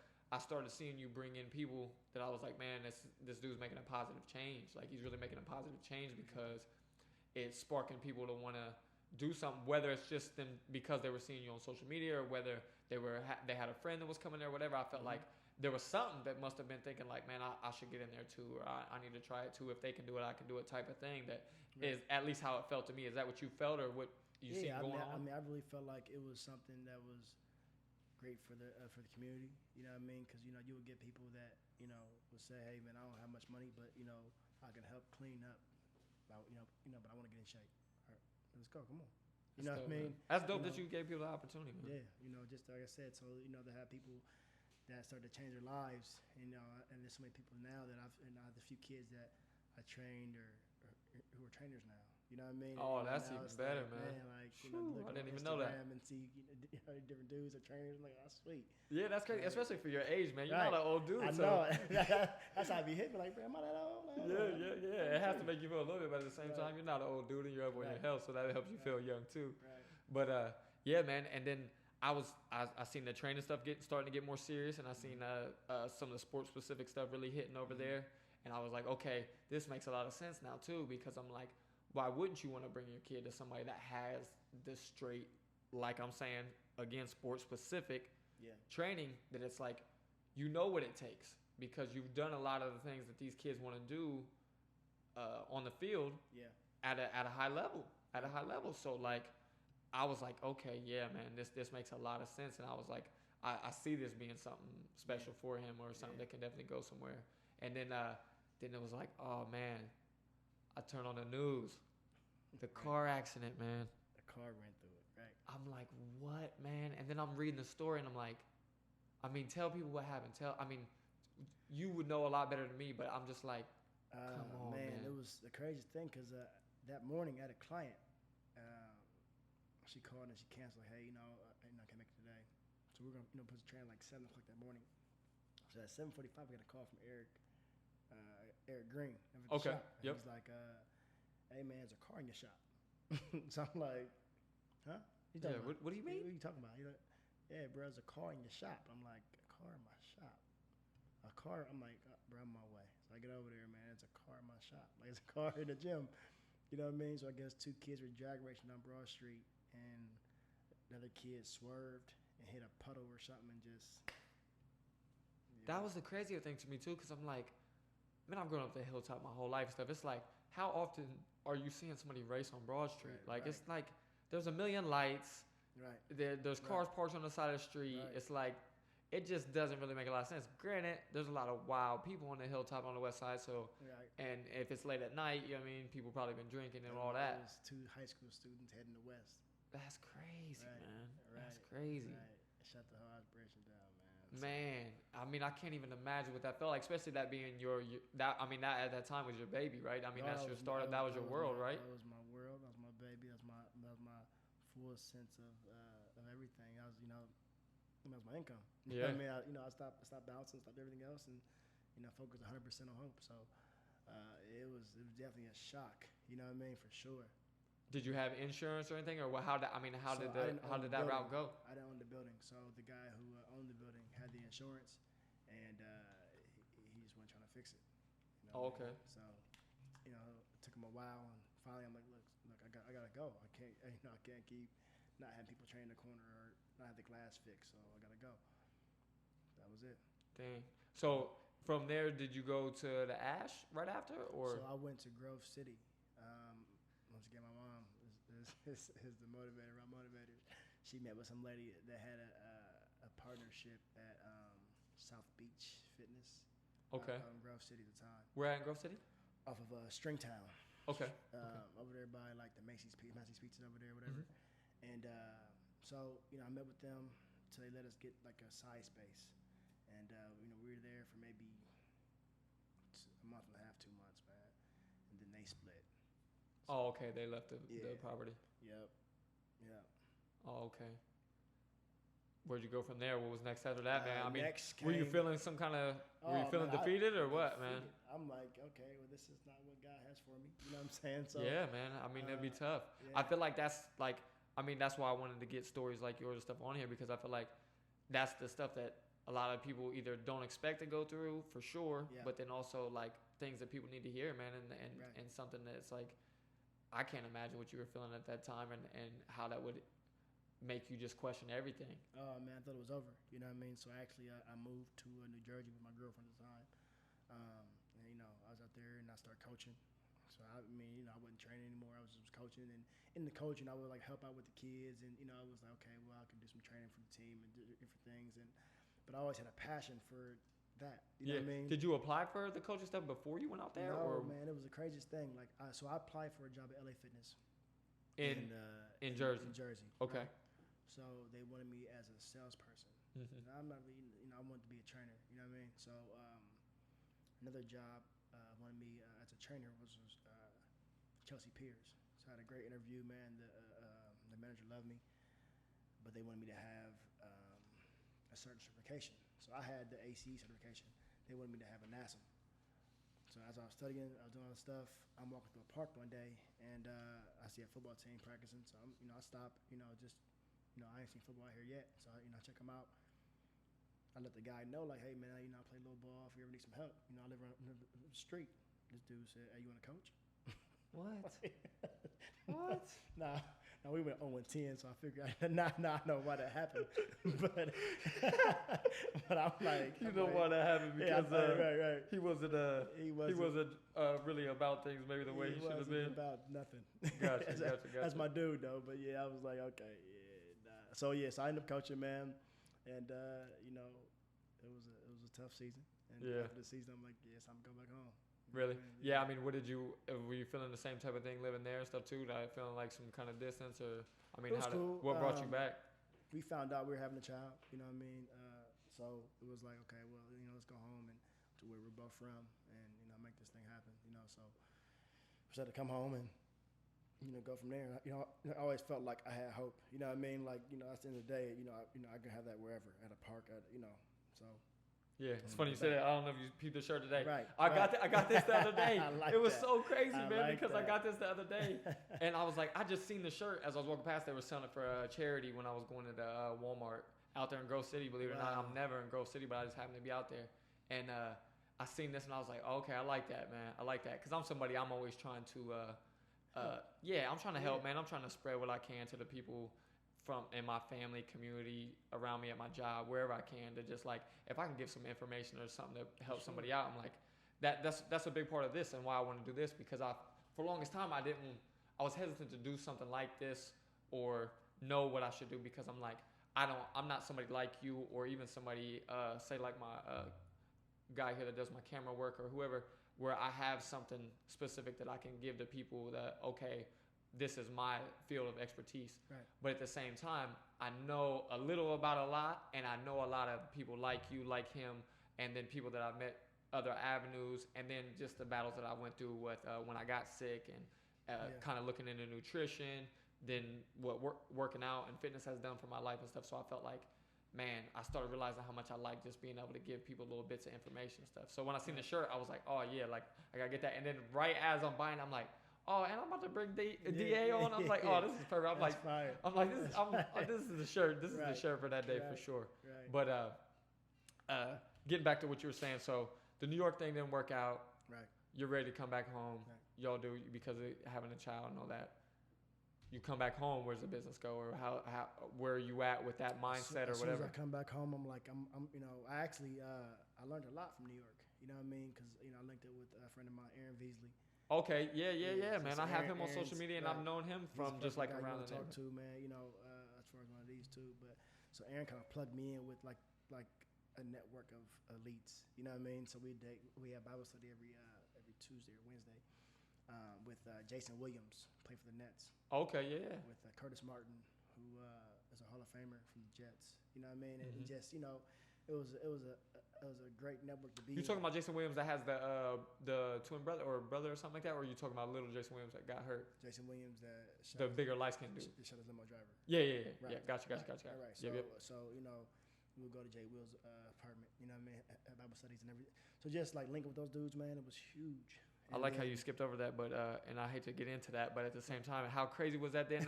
For you to say that now, I didn't know you knew him like that. Yeah. Then when that happened, I mean, what? how crazy was that for you to hear that happened or something, like after you knew him? Well, no, I knew him after the fact. Oh, okay, You know okay. what I'm saying? So that happened years ago. Gotcha. So, I didn't know he that. was Cool. still going through that process, But Okay. Hey, yeah. Then go ahead. Sorry to cool, interrupt. great but dude, great dude. Yeah, JJ I mean, everybody goes right, through we make some things, mistakes, man. Everybody. And he was in a point of his life where he was kicking it. You know what I'm saying? So, yeah. We all have ups and downs, but he still bounced back. So cool, man. Like I said, just being a network, man, and seeing the hustle out there, I came home on fire. Bro. Like ready. A close friend of mine is from New York, and he's a Dominican cat that he's a little bit older than me. And from the moment I met this dude, like, it was weird because some of the first times I met people from New York and just hearing people talk about, a lot of people say, oh, dudes from New York are full of shit. They just they talk nonstop. They're going to do this, or they used to do this, or they played this level of sports and this and that, blah, blah. So when I first got around him and stuff, my brother was tight with him, and my brother's like telling me like, nah, it's a straight up dude. Like he's just whatever. And he was just, everything he talked about was like how he was going to make his next dollar or a way to bring in more money and a snack, whatever. And it was all on the legal tip too. Like it was all like, hey, this is my next plan. This. I'm going to try to do this while I'm doing this, like, and trip me out.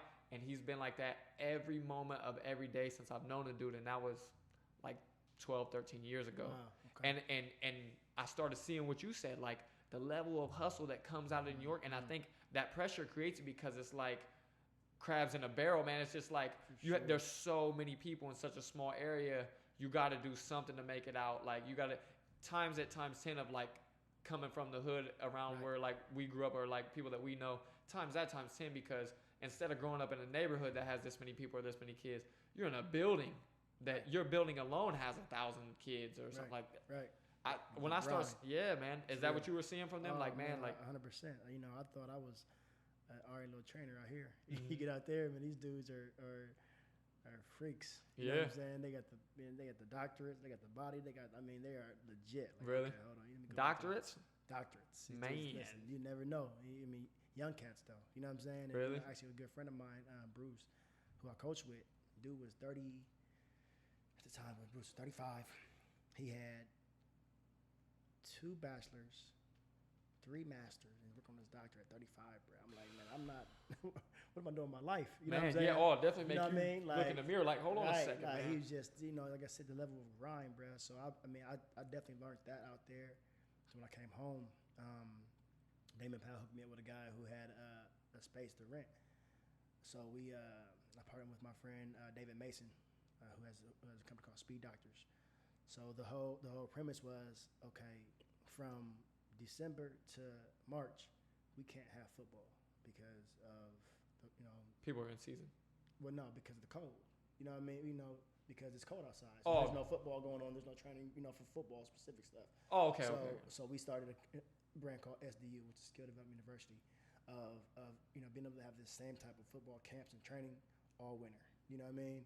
And kind of bring that to this area, which the down south has all year round. Arizona, Cali, Florida, they can get that all year round.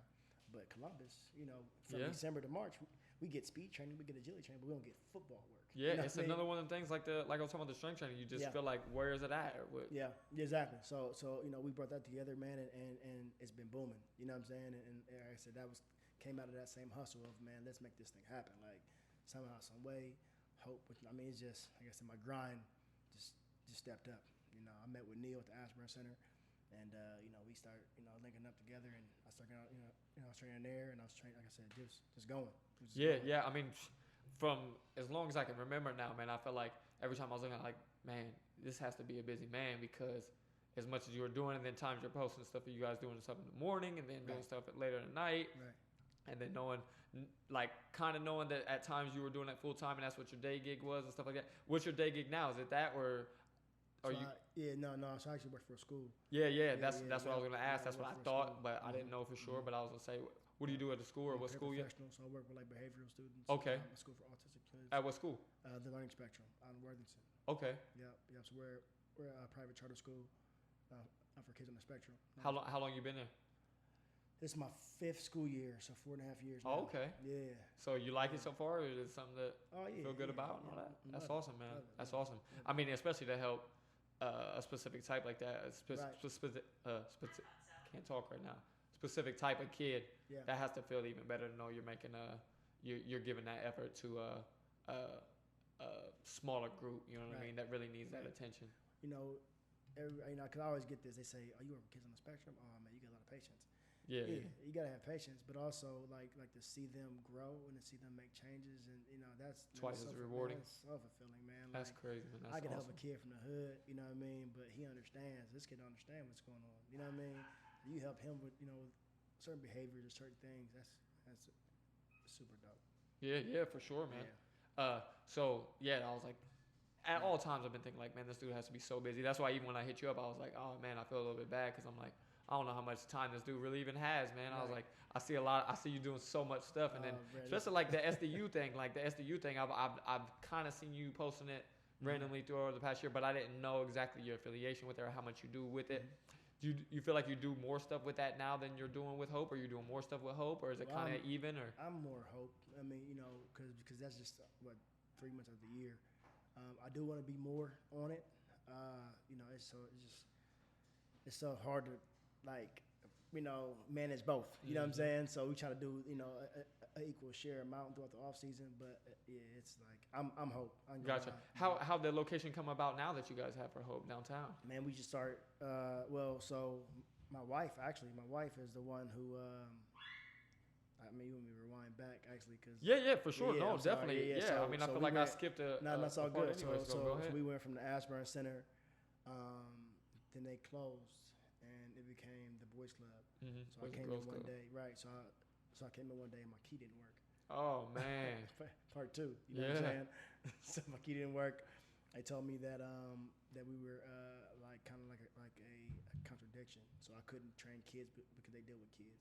Oh, okay. So they said, I can close down Hope and I can work for them. But I said, nah, I'm cool. So that's kind of crazy. I went back to my garage. So we're in my garage again for the year.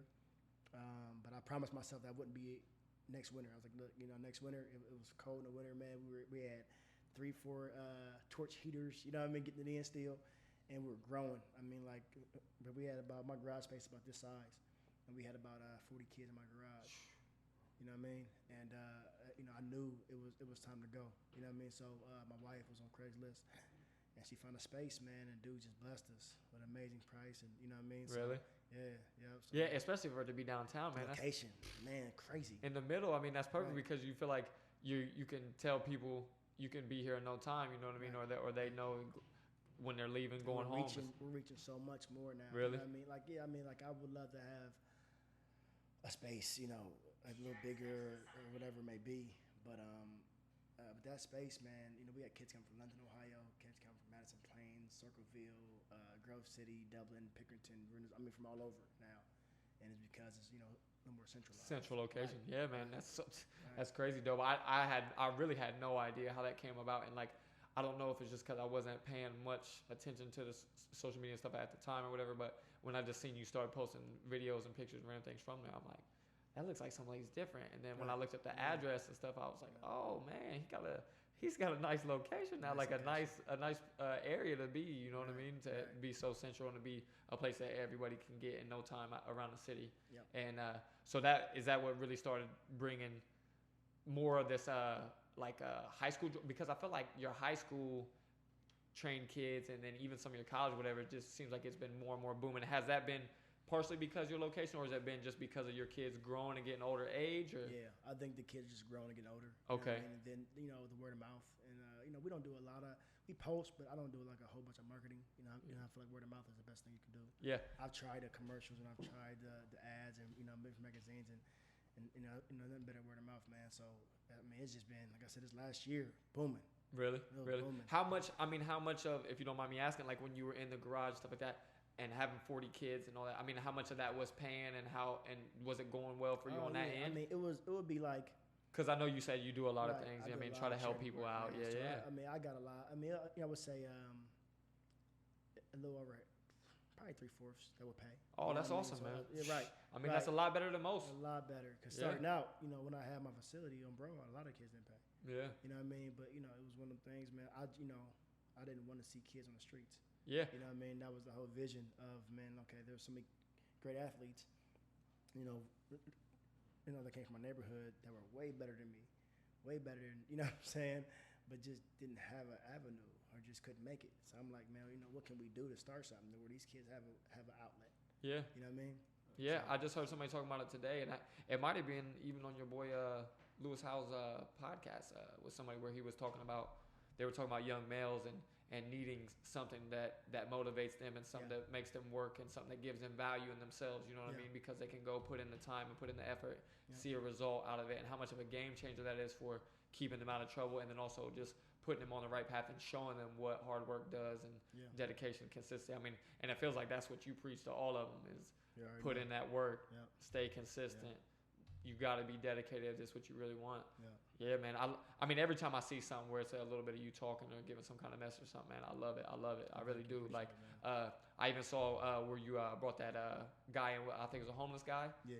And was talking to him. I mean, and then I seen that was a time where I've seen where you mention it and having it with some of your logos and signs and things before that, like, faith is kind of a big part of your life and your thought process and all that. But that's what a time when I really seen that, okay, it means it's a good amount of who you are in your life. How long has that been, and what made faith like big in your life? Was that right from the jump with family, or? I grew up in church, so I was always strong in faith, but not super. You know what I mean? I think it was in probably 2015 when I came back from New Jersey, that I really got strong. I really took it serious, man, and then allowed God to just kind of take over my life, and you kind of see where I'm at now. And it's crazy that like we say these things to say, oh man, just give it to God, or God's gonna make a way, but then He does. You know what I'm saying? Once you allow God to just like truly, fully work in your life and just take control, man, it's gonna work out. Yeah, it's crazy. I had a long conversation with Josh about it because Josh is heavy in his faith, always has been, comes from a family that is, and it's weird that like I grew up in it a little bit, but I kind of strayed away from it because I'm like a real logical thinker, this and that, like want things to make a lot of sense, and I have always been like that. But then as I've got older, different things I've been through, experiences, times like that, like I realize how big of a part it is of my life, even when I don't realize it, and then seeing what it's done for other people. And it's crazy that you see when people are doing the right things, and even throughout my life, I always told myself like I do the right thing, or I'm trying to live the right way just because I feel like it's the right thing to do, and I don't want to hurt people or cause people conflict around me or anything like that. Yeah. And didn't really relate it to that way. But then I heard somebody say that like you don't realize a lot of times that's because you were raised in it. That's because you were raised in the faith, and that's what's really influencing you to be that person. Yeah. And it made me think different ways about it. And it's weird that a lot of things been happening lately around me, and the people that have been around me for a good portion of my adult life, there's always been somebody pretty close to me that's real heavy in their faith and kind of reminds me or shows me some things that's pretty awesome. But that conversation that you went with him, to me that was powerful, man. And I was like, man, even seeing you do it, I'm like, this makes me feel like this isn't a one-time thing. Also, like that you maybe have these conversations on a regular basis with a lot of different people, and maybe it's not just, and maybe it has been more homeless, especially being over when you were on the Hilltop, like right on Broad Street and stuff. I can't imagine the people who were coming through. And I remember being on Broad and a parent like maybe losing a child or going through something, or and then just walking in and saying, man, I want you to pray with me.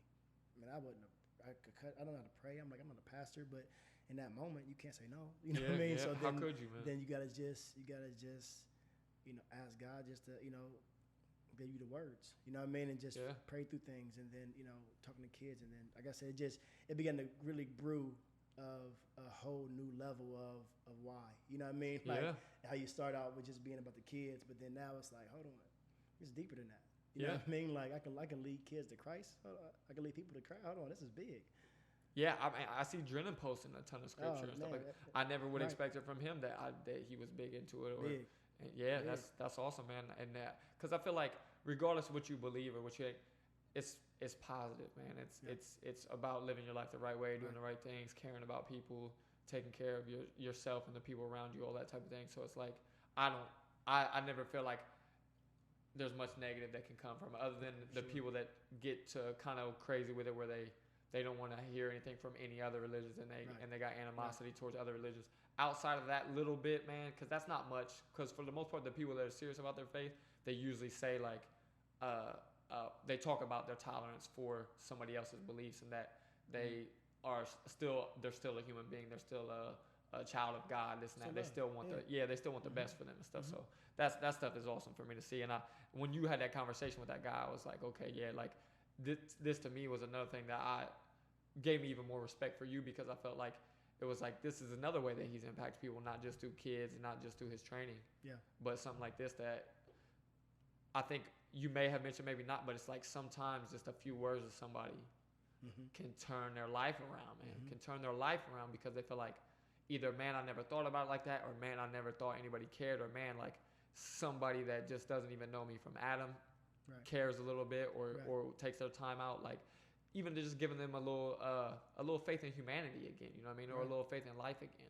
I was like, man, that it was awesome for me to see. And it's crazy too, because like when I'm glad you posted it. Right, that's the craziest thing, because I'm not even like that. Like, I'm kind of like that, man. I don't want to post me praying for somebody, you know what I mean? Yeah, to like, you don't want to look like you're bragging, or like you're saying like, oh, look what I do.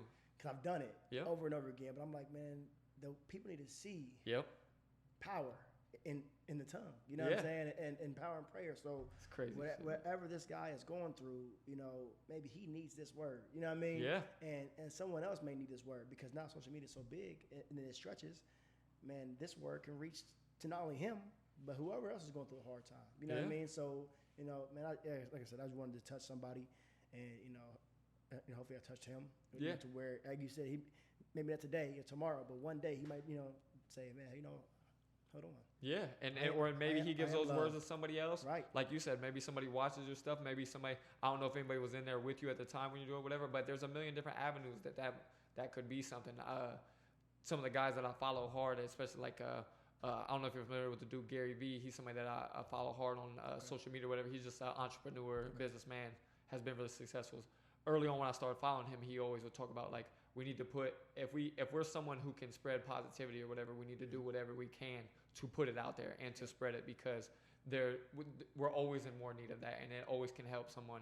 And that was something that really had me start posting random things, or just like a random little quote or this and that. Like I'm nobody and I don't have a big social media following or anything, but at the same time I'm like same type of thing. Like if I can help one person, if I can tell one person that it gets better, or there's a different way of looking at things, or your mindset or anything, as like I wanted to start doing those things. So that's another reason that clicked hard with me. 100%. And for you to say power of the tongue, it's funny that you say that too, because me and Josh had a long conversation about that also, because he even talked about it to where how many things he's spoken into reality.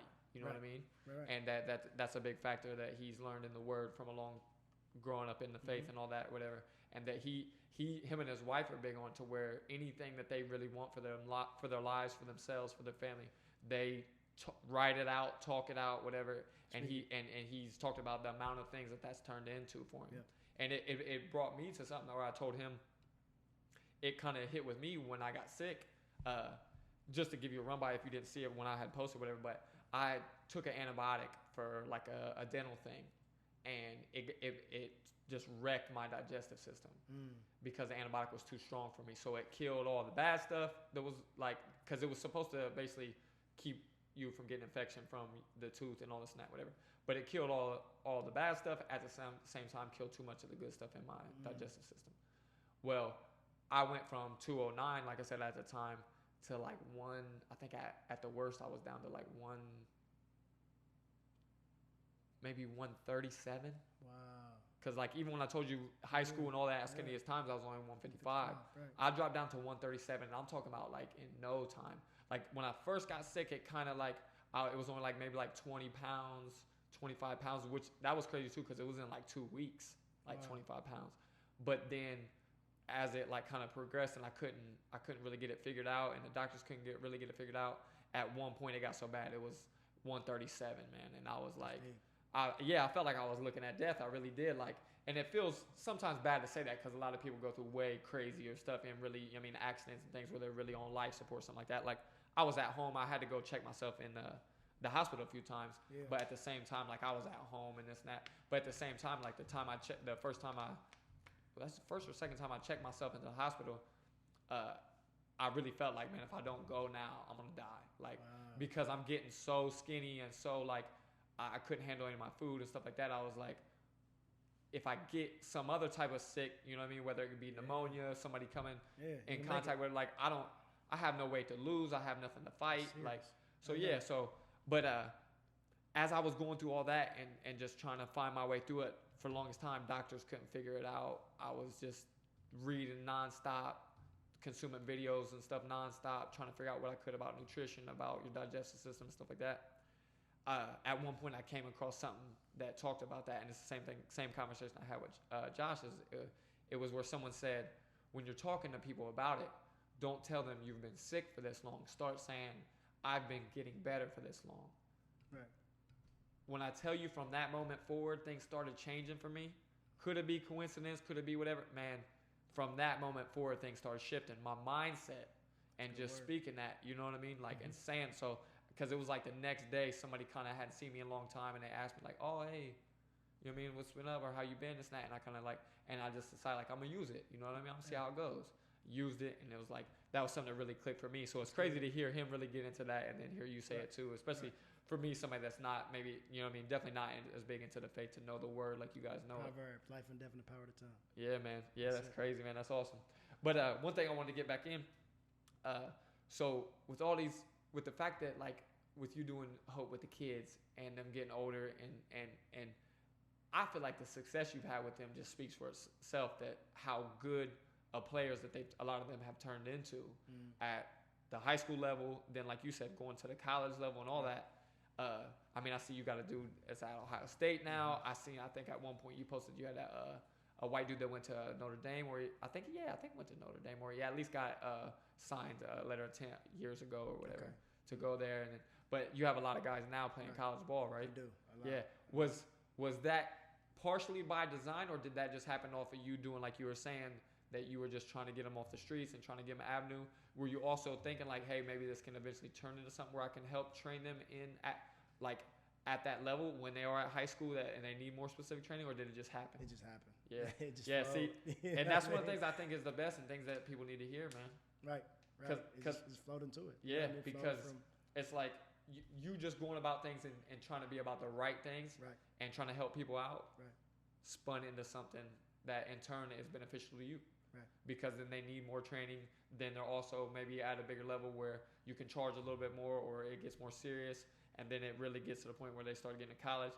And then if they start hitting that pro level, whatever, I was like, man, I could really see this going somewhere for him, man. And I really feel like it is for you, and I hope it just keeps going, man. We've been talking about, maybe doing like some agency type stuff too. Yeah. In the near future, like whether working with agents or doing different things, because we have a lot of guys, man. I feel like that, in the next 6 years, we can have about 5 guys in the NFL. Yeah, I think so too, man. I feel like just from believe it. Yeah, I think just from what I've seen, it seems like you have a bunch of guys that are really like high level, man, and that are really have a chance at doing some serious things. And it's like I got to thinking about like even introducing you or putting out a post for this podcast stuff, and I was thinking like I feel like I'm not hardcore in that world like you are, don't get me wrong. Yeah. But at the same time I was like, I feel like if you're in Columbus, how do you not recognize what y'all are doing and be like, this is like the go-to trainer for football, or one for sure. Like I didn't even look at it like one of the go-to trainers. I looked at like, this is like the go-to guy that's really putting people at another level, because the resume that y'all are building, man, that you are building, to me, I feel like I don't see anybody else that's putting out that kind of consistency. You know what I mean? Of guys that are consistently doing that well at the next level, next level. Going. Right. Yeah, man. Yeah, it was awesome. I see now you've done a little stuff with that the dude Keon Mag. Yeah, and he's from around here at least at one point, or family and stuff like that. Yeah. He looks like he's got some crazy potential, man. Legit. Basketball and football, man. Yeah, I mean, what do you think? Is it strong? Is it even, or is it? What do you think is his strength? I personally feel like football is his strength, but he loves basketball. So I tell him all the time, man. If you love something, it's different. You know what I'm saying? Like, I'm not the one to say, oh well, you love basketball, let it go because you're better. Nah, man. If you love basketball, bro, then chase your love. You know what I mean? Because that's gonna take you far. So if basketball is it, then hey, let's go basketball. He had a visit over the summer to Michigan, so I called the coach and was like, look, do me a favor, call the basketball guy. You know what I mean? Because this dude's legit. That's dope that you do that for him, man. Hey, look, at the end of the day, man, give him a shot. You know what I'm saying? Least you can do. Because he can play for you in football, but I also think he can play in basketball too. So how tall is he? He's about 6 foot. Okay. But since a kid, man, he just had a dog mentality. Yeah. Oh, I see that in the highlights and stuff, man. Like I see the attitude. You know what I mean? The swag. Like when he's out there, it's just like he feels untouchable. And I feel like that is such a game changer, especially in basketball, man, because that's something I can speak a decent amount to, because I played a decent amount, and I feel like so much of it is like, when you're out there and the ball's in your hands, you feel like the spotlight is on you. You know what I mean? Yeah. And if you're anybody that somewhat feels uncomfortable or whatever, that affects you like crazy. And to be out there with, like you said, with that dog mentality, and like the person in front of me can't check me, and I'm gonna do what I want, and like that's a game changer. I think that's one thing that me and Damon, like when we, first was getting started. I know the guy Drew Jordan, man. He has this quote. He always says, "Anything the mind sees, the body can achieve." So we really pushed the mental aspect over anything else. I kind of like tell kids all the time, and parents, you can go to any trainer. You know what I'm saying? Like everybody can train.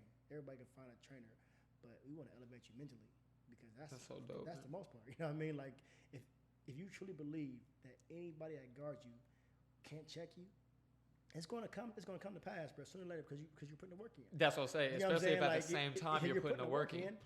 And you believe this, it's going to happen. Trust me. I said, we've had kids that really didn't have any chance of getting scholarship offers become all conference or all player of the year, all state. Like, this stuff is crazy. Like, hold on, we ain't talking about the kids that are already studs. We're talking about kids that haven't been good. Oh, really? You know what I'm saying? Okay. And then these kids are now becoming studs. That's the beauty, because they start believing.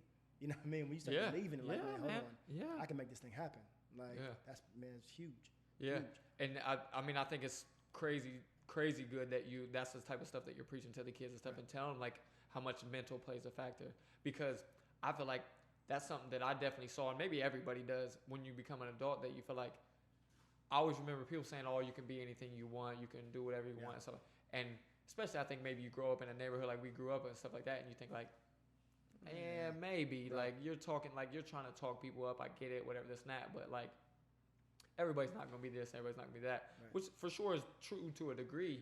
But it's crazy now to see where you see like people put in their 10,000 hours and it's like a short dude doing this. Even to see somebody like you, a short dude that played receiver, or you know what I mean? Mm-hmm. Or a small guy that just plays football, or a small guy that fights, you know what I mean? Boxing, wrestling, this and that, whatever. I mean, on and on and on, where you see like, no, it really like you really put the work in and have that mindset and really like tell yourself this is what you want and have that passion. I love that you said too, like how it's such a game changer if it is your passion, because it's going to make you work twice as hard if you love it like that. Right. It's something like I was talking about like this, like how I felt about starting up this and having these conversations. It was like, to me, it made me start taking it more serious and doing more research and be like, man, I want to get after it and building this studio down here and all that type of thing, because I was like, yeah, I realized I had a passion for it, and it motivated me so much more to do the work, to get stuff done, to stay at it, to be consistent, to want to learn. And I'm sure you see that in the kids, right? 100%.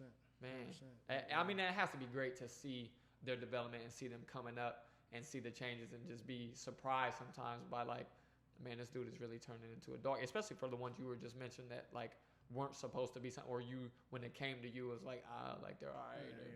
Right. Yeah, or like you become dog. You're like, hold on. That's crazy, man. Yeah, that's crazy. Man. I feel like I said, that you have, who's some of the people that you feel like at a college level or even beyond that is really making a name for themselves now, that is somebody that came through you guys? You know, you got Malik Harrison, Ohio State, but the guy who I feel like is our, not, he ain't even a sleeper, man. Derick Forrest Jr., man. He is a dog. He played for UC, Cincinnati. He's starting safety as a sophomore, man. When I say this kid is an animal, he's an animal, bro. And you know, he was a kid that wasn't all-state. He wasn't, you know what I mean? Didn't have any offers going to his senior year. You know what I'm saying? That's crazy. And then out of nowhere, man, you know, the physique starts showing up, and then the dog starts showing out, and then the offers start rolling in. You know what I'm saying? Yeah. And even at the end, he was going to Miami, and you know, he didn't have any Power 5 offers. And then out of nowhere, man, UC came like late December, and you know, offered, and he's starting as a sophomore. So he wasn't the top priority for them, but he proved himself. You know what I'm saying? Yeah, especially like you said, if he wasn't something crazy at the high school level. I mean, he was a dog. You know what I mean? He wasn't like an all-state kid. Or, right. You know what I mean? Somebody that they expected, like, oh yeah, we're starting him. Right. Like, No, he wasn't a 5-star for, you know what I mean? He was, you know, like a 3-star. You know what I'm saying? But showed up, man, and now he, like I said, he's a kid who I feel like is going to be a problem at the next level. That's awesome, man. For sure. Yeah. And like, I really hope that. I mean, do they seem like they still? Do you still have decent contact with them and do the training sessions with them from we time have a group chat. So we have a group chat with all my college kids, a group chat with my high school kids, group chat with, you know, young kids, man. So we have a group chat. And I don't know if you ever noticed, we call ourselves the Hope Boys now. Yeah. So we started, you know, making that like a new trend. You know what I mean? That it's more like a fraternity. You know? So that was our goal. Was me and Mike talked about, you know, turn this thing into like an actual frat of over the years. It's gonna be years and years, and you know, it's gonna be a kid. Right. It's gonna be separation, but the connection is he's a Hope Boy. Right. And it's crazy because I got kids at Notre Dame College, and the one kid, Austin Treniff, is a senior, and then another kid, Davion Johnson, came through, and I guess something. I'm having trouble with the connection. Yeah, hey, the phone's only got a mind of its own tonight. It's all right. It's life, like we said. It's life. So as they're at practice or whatever's going on, dude said something about hope. So the senior who didn't know this kid, he was like, "What you know about hope?" He was like, "Yeah, man, that's my trainer DA." He was like, "Bro, I'm the original Hope Boy." You know what I'm saying? They don't even know each other, but since then it clicked up. Yeah. You know what I'm saying? Yeah, and I like that you said like a frat, because I never went to college stuff, but I realized, and I had a lot of people talk about it a few years ago, that like when you have that, it's so dope that you can start creating opportunities and connections with people, because it's just like they look out for each other. Yeah. Because it's like, oh, okay, you're through here, you through that. So I like that you said like frat, because like we're gonna look out for each other. We're gonna throw some step ladders your way. You know what I mean, or connections if we can help. Man, like it's a fraternity, bro. Like I said, so our group chat has about 30 kids, man. You know, out of 30 kids, probably like 8 of them, at, you know, Division I schools, and you know, other schools, and I mean, it's crazy. It's crazy. Man, and I think you should do as much as you can with branding it too, man. No, I think you should do. Yeah, I don't know how much you still do with any other apparel or anything like that, whatever. But I would wear some stuff on here for you for sure, man. And appreciate it. And I would buy it, not only just like, oh yeah, if you want to give me some free stuff, yeah. But And I think that's the avenue, like I was talking about, like Josh talks about in his book, like a streamer, a way to sell products and make some money for yourself and for your program when you're sleeping. You know what I mean? Or, For sure. And bring you more attention. Because then people are like, Hope, what's that? You know what I mean? I'm sure you experienced a lot of that over the years, anyways. Of people asking you or asking kids or asking parents or whatever about it. Man, wherever I go, I got something Hope on. So I'm always, you know what I mean? That's dope, man. That's so dope. That's exactly how you should do it, though, man. Promote yourself. Why not, man? I feel like that's the right way to go, man. And it's over all the years that you've been doing it, man. I always see nothing but positive things said about you and the parents and stuff like that. And I know, like I would even see posts from Danielle Bailey about our trail going through there and doing stuff with you. And I see, like, from everything I see, he seems to be like an amazing kid, you know what I mean, about the right things and progressing pretty nicely in sports and stuff like. And I would always see her saying, like, me, what you guys have meant to him and to a lot of the kids at the Hilltop and the way you guys impacted stuff, man. I love seeing that, man. I feel like I said it a lot, but at the same time, it's like it's really how I feel, because I'm like, at the same time, I see you. I've even seen all this stuff where you've done the camps, you know what I mean, taking kids to camps and taking them on like recruiting trips and stuff like that. And it's like, I feel like you're opening so many doors for kids and creating opportunity and even just showing them possibilities. Because I feel like, man, your thing is called Hope.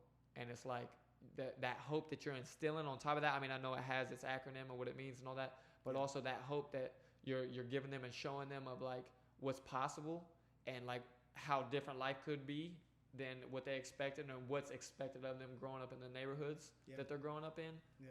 Man, that's something that's infinitely awesome to see happening, man, and a game changer, man. And I appreciate you doing this, man.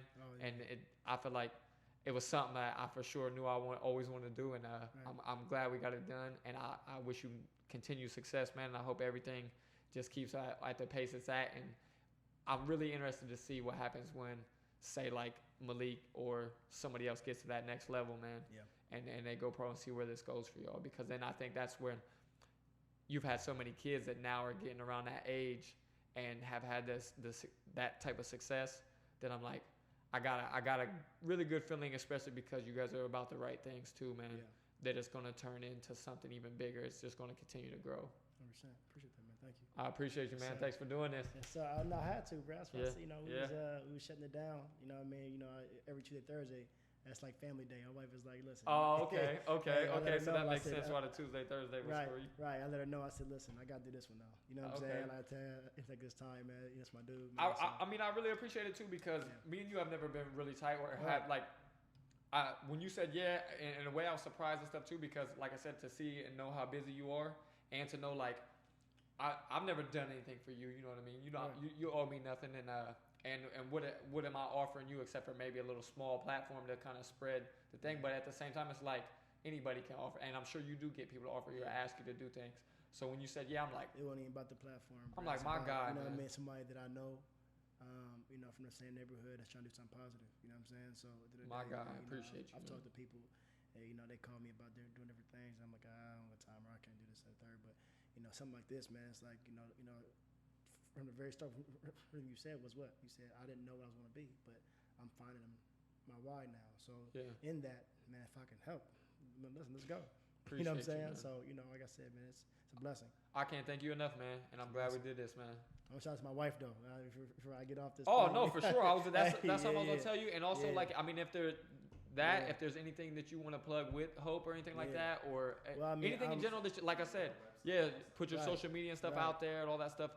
And even if anything, like I said, if there's anything you want to put out there to the kids or to somebody that's listening to this that doesn't know you or hasn't trained with you or whatever, I mean, do your thing, man. Say what you want to say. I appreciate that. Well, like I said, I gotta give her all the love, man, because you know she has to be the one that allows me to go to these games, you know, week in, week out, and let me travel to these different camps and allow me to do all this stuff. So she puts up a lot, you know what I mean? So not to interrupt you, but me and Josh had a big conversation about that, and it kind of, I mean, I'm glad you brought it up because I kind of forgot to bring it up to you, but I feel like he was talking about how big of a game changer that is for people, like when you get with a woman that really allows you to really flourish. Right. And it seems like that's what's going on with you, man. Listen, I believe, like I said, purpose is huge, man. So I think, you know, we always talk about the scripture says, "He who finds a wife finds a good thing, obtains favor from the Lord."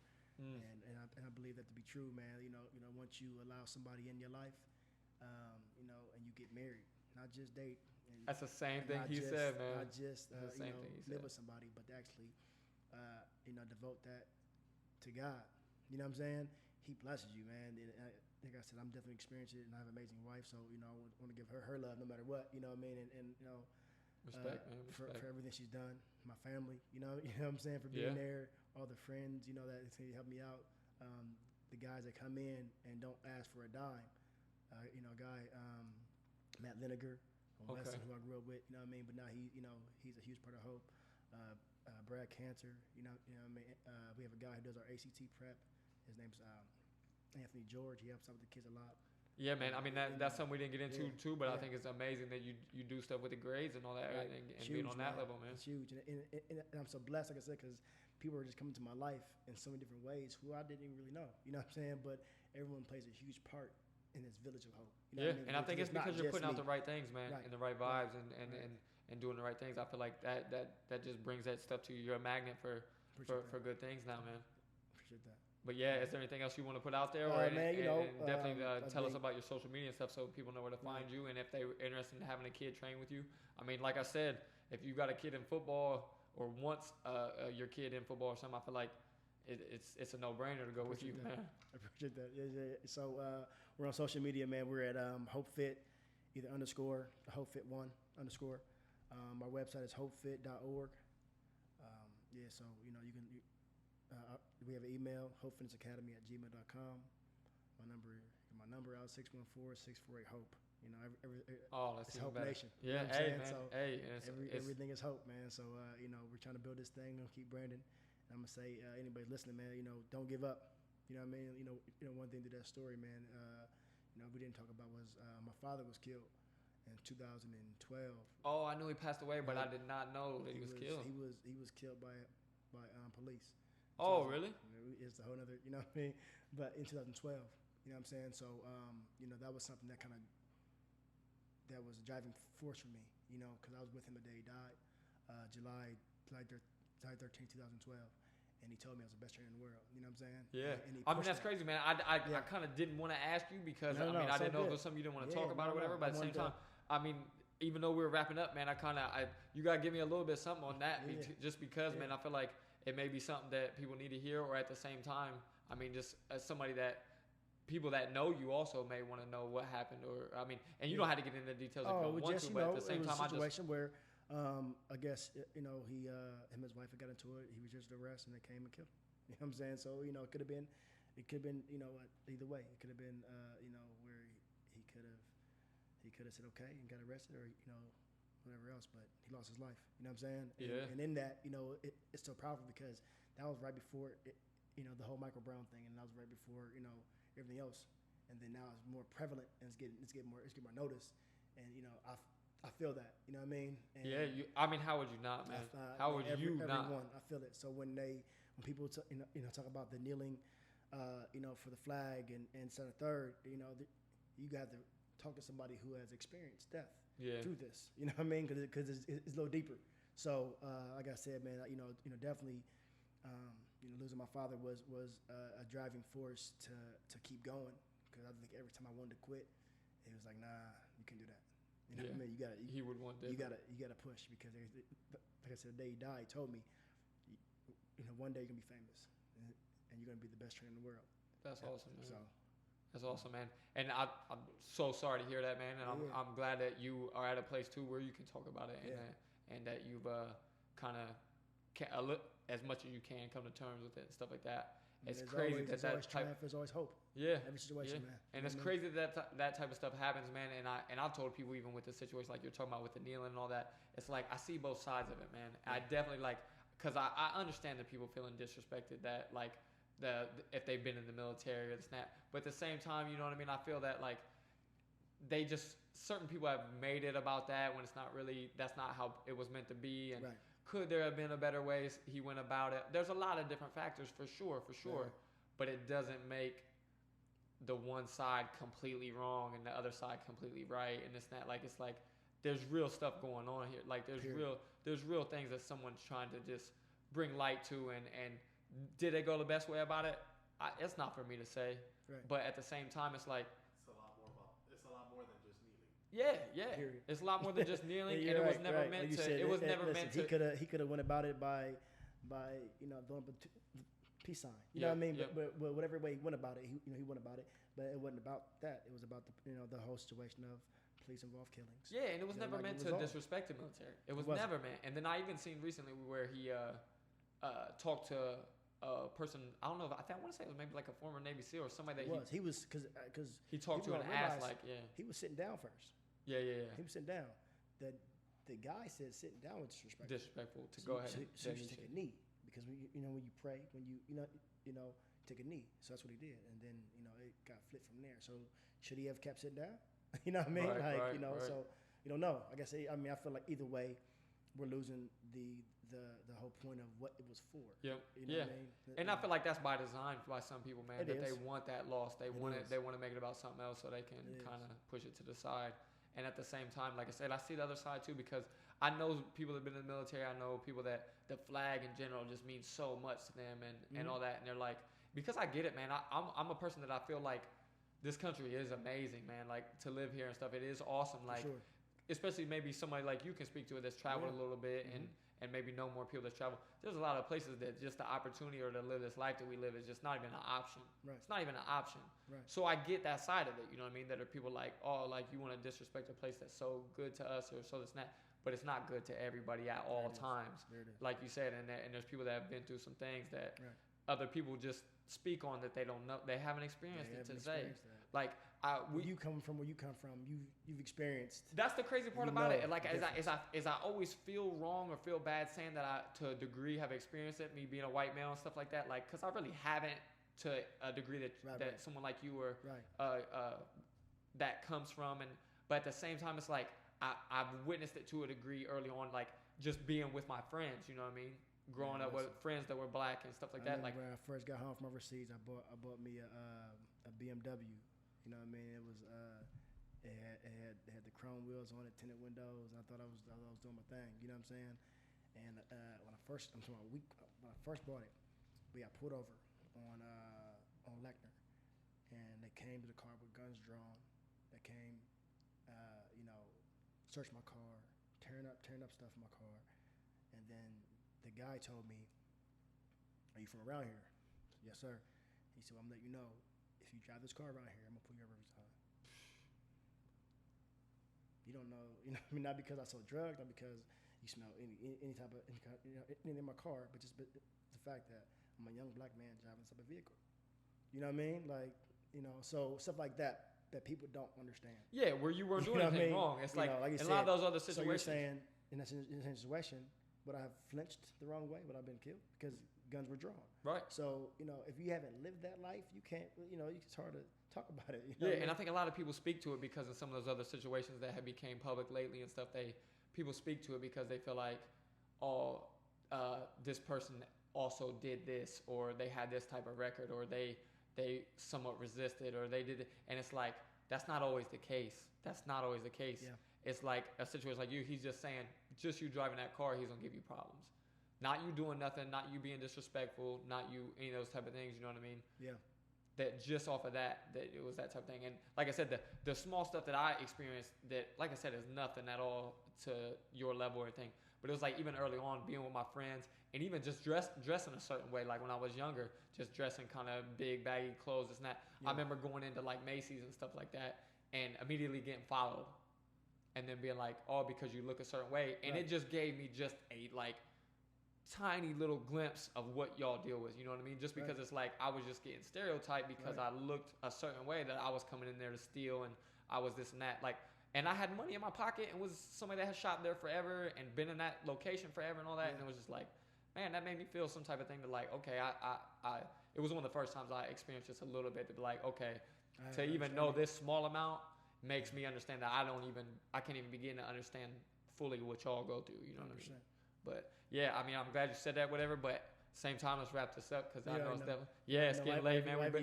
And everybody's got families and stuff, but at the same time, I have you on all my social media and stuff. I only follow a few people on the podcast page, so people will be able to find you there. So go look on there, everybody. Hopefit. It's easy to find on all your social media outlets, man. He's somebody that's about the right things and somebody that if you want to get trained or get your kid trained specifically for football stuff, I mean, it's like I said, once again, no brainer. But I appreciate you doing this, man. Let's get out of here. Yes, sir. Let's do it. All right, brother.